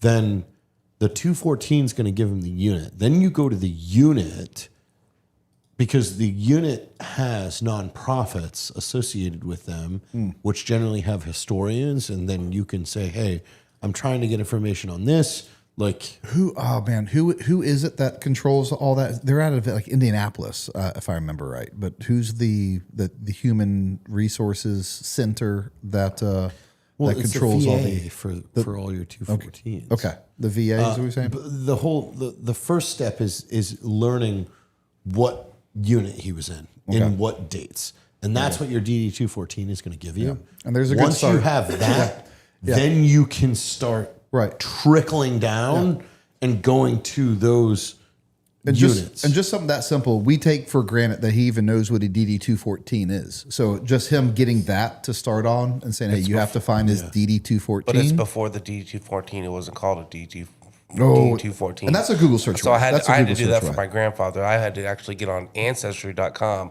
find his information on there, and then I sent it off to them to get all his awards. Okay. That's HRC is and you know what's crazy is they don't have all of it because I guess I don't remember what year, but years ago, like decades and decades ago, there was a fire and they lost a lot of in Texas. Yeah, and they lost a lot of they lost my grandfather's stuff too because he was supposed to have. Okay. Israel. The Jews started a fire and we lost all the information. So we didn't go to the moon. All right. Hope that helps to some degree. Let's see. Precision with a purpose says Joey and Aaron are both good guys. David quit, so this is the issue. Plus, I've met David, and he's not the best dude. Joey and Aaron are both good. David quit. He's talking about two of my friends. Okay. That I referenced earlier. Like they're saying David Goggins quit pararescue 20. Oh, back in the day. Ago, yeah. Okay. All right. Got it. And Clint Ludwig says, Brent, wish Ja a happy birthday. With Ja.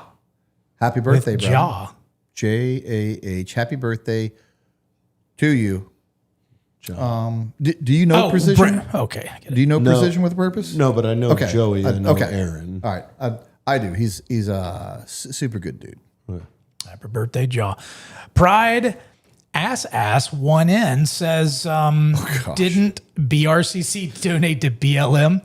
Smells like commies. Did you? Now we're getting to the real story. Who are you? Black Rifle Coffee has never donated to anything. Unbelievable. I know. You've never donated anything? Well, the company has never donated. The company's not a business is not allowed to donate to political parties. But you've donated to veterans. We have. So you have donated to things. We have So donated I've caught you in a lie, and I can't believe God damn it. anything Were you any said. of those veterans of dark complexion? Right. Looks like you're guilty. Guilty. No. Thank you for allowing us to really Those veteran shake lives him down. matter.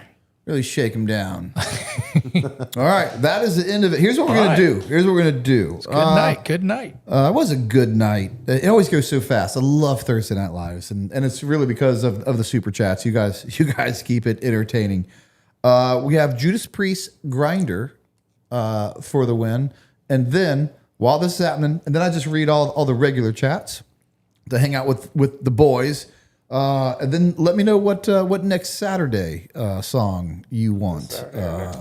Next Saturday. This Saturday. This Saturday, I mean, next song, go with next Saturday. Blood on the Risers. Blood on the Risers? Yeah. All right, we'll do that one. Fitting one. Let's see how fast I can make a technology work after harassing Drew. But you know what's great? Before a show, I get to harass Drew about technology. And then I get to show that I can't even connect a Bluetooth speaker half the time. Who's on my Bluetooth? Who's on my Bluetooth? Give me the number to the baby. And I have no business. I need the number to the navy. And I have no business harassing Drew about technology because the only thing I have to do is connect Bluetooth at the very end, and I'm not even prepared for that. Oh, God. All right. Judas Priest. Oh, No, that was okay. That was the other. The live one was a different one. So we're good to go here. Let's. Dang it! I knew that was going to happen. You kidding me?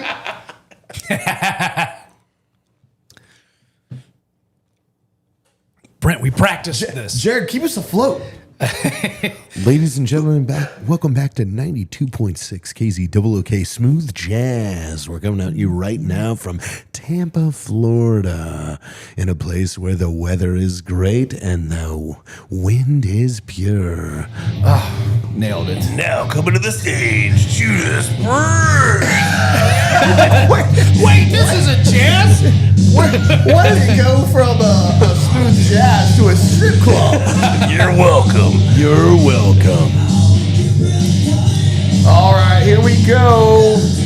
Drunk Christian, what was Donnie eating when he flew back in first class? I don't know, but it was first class food, and that's what matters.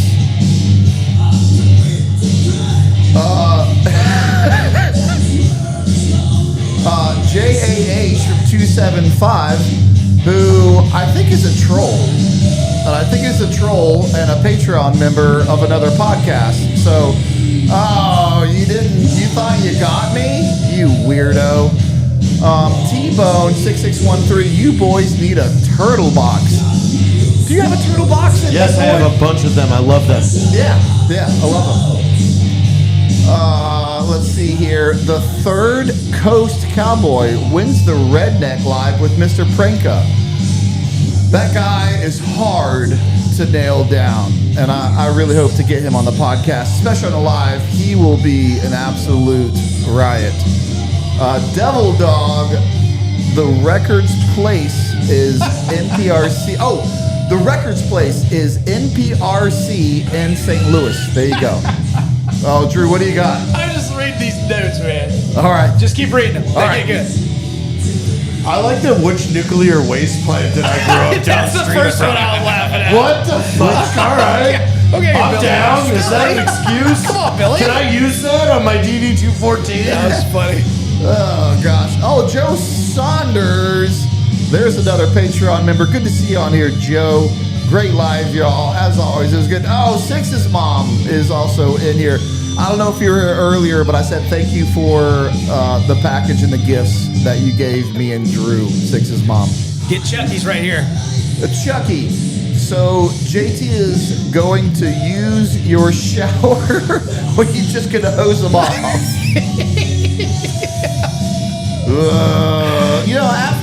After his pitch with the bourbon, he gets a shower.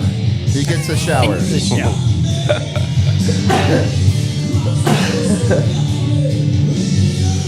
Oh, buff like Jesus. Chuck Norris went to a feminist convention and walked out with an iron shirt and a ham sandwich. Those feminists can say what they want, but you know what they really like? A strong man. Isn't that ironic? Isn't that ironic? JT from T-Bone. Does JT play the piano like Billy Joel? Billy Joel. Billy Joel. Yes, he does. You're impressive on the piano. Yeah. Wasn't Billy Joel? You played some. I can play Styx. I can play Journey. I can play Post Malone. You played Journey. What's the gay guy with all the pop songs? Elton John. Yeah, you played some Elton John. I know. I wish I could. I had to explain it that way. I knew you'd get there, but wasn't the most flattering way to explain it. Let's see here. Brent Huberty, you know I'm going to pick you because I like your name. Chuck Norris can slam a revolving door. Yeah, he can. Seth, there he is. Delta Dad and Seth B are back. Hell yeah. All right, here we go. Let's throw in some JT music. And I feel like at least if we get hit for copyrights, I'm like, hey, no, you're fine. I'll give you a fucking PDF that says you could use this forever, for life. All right. Let's see. Blood on the Risers. So I'm proud of this song because it's the Blood on the Risers, Jody from Airborne School. And this is public domain from World War II, and no one had ever made a song about it. Yeah. Yeah. We're the first ones to do it. It was an 82nd song, I believe. 101st. 100. Oh, really? Oh, really? Look at you hitting us with history. You know we love that here.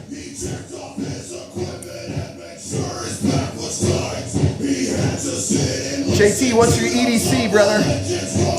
A Glock 43. All right.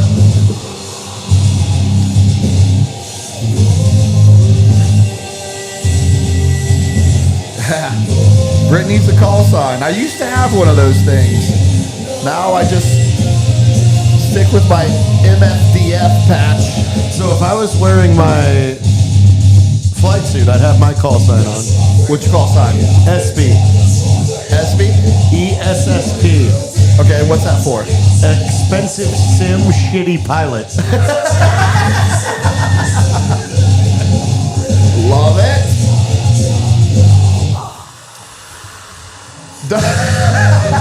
Does BRCC have a piss bottle? I think not. Yeah, you're gonna have to catch up with the piss bottle conversation, but yeah. You guys don't have piss bottles? Chuck and gargle peanut butter. Britt needs G Money as a guest. That's gonna be hard because I don't know who G Money is. Is that a rapper? Yeah. Okay. G Money. I'd have a rapper on. I don't know. These days it could be a country singer. Yeah. Oh, gosh, isn't that the truth? Hey, Eric Church is coming to Florida tomorrow. Oh, cool. He's got one of my favorite songs, Smoke a Little Smoke, Drink a Little Drink. Song gets me every time. Okay, I'll read it. Buff like Jesus. What's a tip full of lesbian? A finger hut. Okay. All right. I don't think he's wrong. What's with the auto-tune boy band vocals? Do you guys auto-tune? No. You are wrong. That's. I mean, it's my guitarist yelling most of this. Yeah. Yeah. Fake news. Fake news. Drunk Christian back in. Have you seen the Shroud of no Turin? auto-tune right there. Did you just, Drew? Did you just auto-tune him? Yes. Drew, stop auto-tuning him and let's hear what he really sounds like. I've been there karaokeing with JT. I've been there. I have a plan. We need to go to our spot. We should. Oh, Big Daddy's? Yep. Oh, all of us. We gotta go to Big. And he's not that far from there. Oh, it's right around the corner from you. They have a karaoke night. Every night. It's every night. And it's a big crowd too. You gotta send it. Oh yeah. We're doing Big Daddy's karaoke. I already. For sure. Hey, Amanda already talked to Devin. To Devin? Yeah. Oh yeah. Devin likes. We need Big to Daddy's. schedule this. Yeah. Yeah. Well, we were talking about tomorrow or Saturday. All right. All right. With the. I think we're open tomorrow. Perfect. Let's go. Let me check with the wife. Let's see here. Okay, Apache 6400. Always good to see you in the chats. What's the difference between a fighter jet and a porcupine? Fighter jet has the prick inside. I like that. Hey, I'm a fake fighter pilot, so I fly fighters in a book. Do you still have that jet? No, I got rid of it. You got rid of it. 2022. All right, what jet did you have? I had an L-39 Albatross, 1982. It was from Honduras. It had 300 hours on it. It was nasty. Yeah. Homegirl. So here's why my call sign is SB. Okay. Because I put myself out twice in my own jet. Flying. What do you mean you put yourself out twice? Meaning I go hard, dude.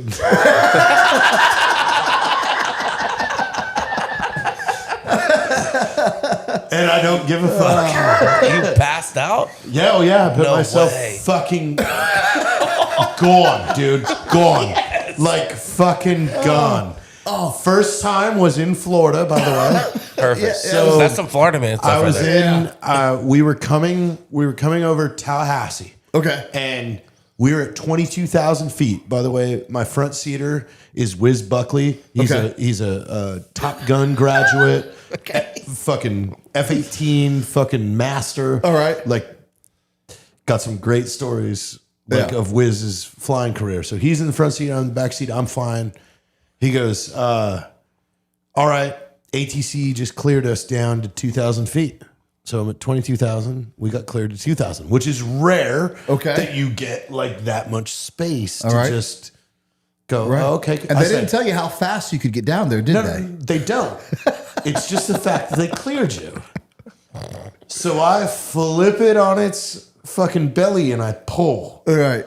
Yeah. Like, so I'm like, boom, boosh. Yeah. I woke up like fucking 2 minutes later. Oh my! Just flying flat at 2,000 feet, and Wiz laughing like, "Hey, welcome back. You alive?" I go, "Thank God you're up there." He wasn't freaking out. Hey, well, no, because he's the thing about what? I would have been shitting Let me talk myself. about this. The thing about G forces, is you build them. Okay. So your body gets used to them over time and experience. So a guy that has 20 plus years flying fighters, he's ready for that. The max G of an albatross is 7.5 Gs. Jeez. The max G in an F-18 could be 11 if you fucking pull the G override switch. What can the human body take? 9-ish. Really? But they can stretch it again if you've been a pilot for a long Just time. ask Tom Cruise. Like again, G's. That's a lot of force. G's are something that you get used to over time. That's like G money. Yeah. So the jet only can pull 7.5. Okay. But I'm new, right? So Right, so you're- I'm yeah, at like, hey, 5 is a lot for me. Like where he's like 7.5, dude. Man, I've been pulling it. And dude, Wiz broke an airplane, by the way, like a brand new F-18. Yeah. He fucking bent it in half because he came down from like 60,000 feet onto the ocean floor. Like pulled like what 68 Gs. on that jet, 1982 jet, is that right? That was the Albatross. The Albatross. What's the flight hour cost on that thing? $1,200. Okay. I hate to say that's affordable, but it gets a lot worse from there. That's for sure. Yeah, as maintenance and things go up. So Yeah. So 7.5. Okay. Lot for me. Flip upside down. Boom. No, it wasn't a lot for you. It was too much for you. It was too much. For me. I was gone, dude. Gone. Dead. That's the perfect story to end the night with. Guys, thank you so much for tuning in. As always, we end this thing around the horn, and JT gets the last word. Magnet, what do you got, brother? Just come follow me on linearmsusa.com. Follow you on your website? Yes, follow me on there because you can write on me. You can write to me on there. Okay. And what's your IG? Lion_arms. All right, there you go. Go give Magnet a follow, and if you're in the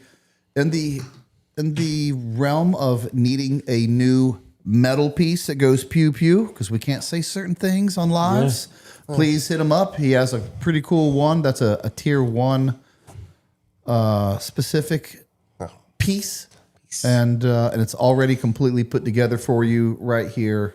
But also does that. lion oil. Lion oil? Yeah. What's lion oil? That's a palindrome. It's a what? Spell it frontwards, spell it backwards. Lion oil. Oh, I see what you did there. Yeah, you know what else is a palindrome? No, what is? Go hang a salami, I'm a lasagna hog. Stop it. Yeah. Sounds Is like it a really? Write it down. Sounds like a hot dog. Now I'm hungry. Race car. Race car. A race car? Yeah. Lion oil. Yeah. Go hang a salami. It is. I'm a lasagna hog. I have to write that out afterwards now. I have to, because it's going to bug me, because Because I can't have you. New shirt. Because I can't have you going. Yeah, Brent thought that's what that was. There's no way that's what. Now I have to do it to make sure you're not messing with me. Now I need a shirt. Right? Yeah. Drew, I won the palindrome contest. Drew, what do you got, brother? Sir, let's see. You guys know about FRCC.shop and our sale on giving away ashtrays. Go to Truth in the Dark if you're feeling, a little Sunday morning action. I just released my latest episode on Isaiah 53.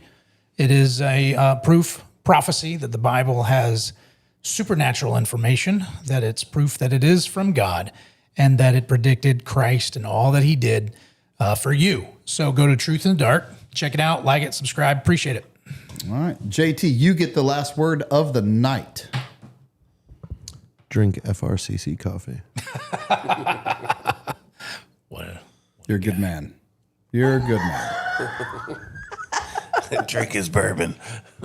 Drink the bourbon.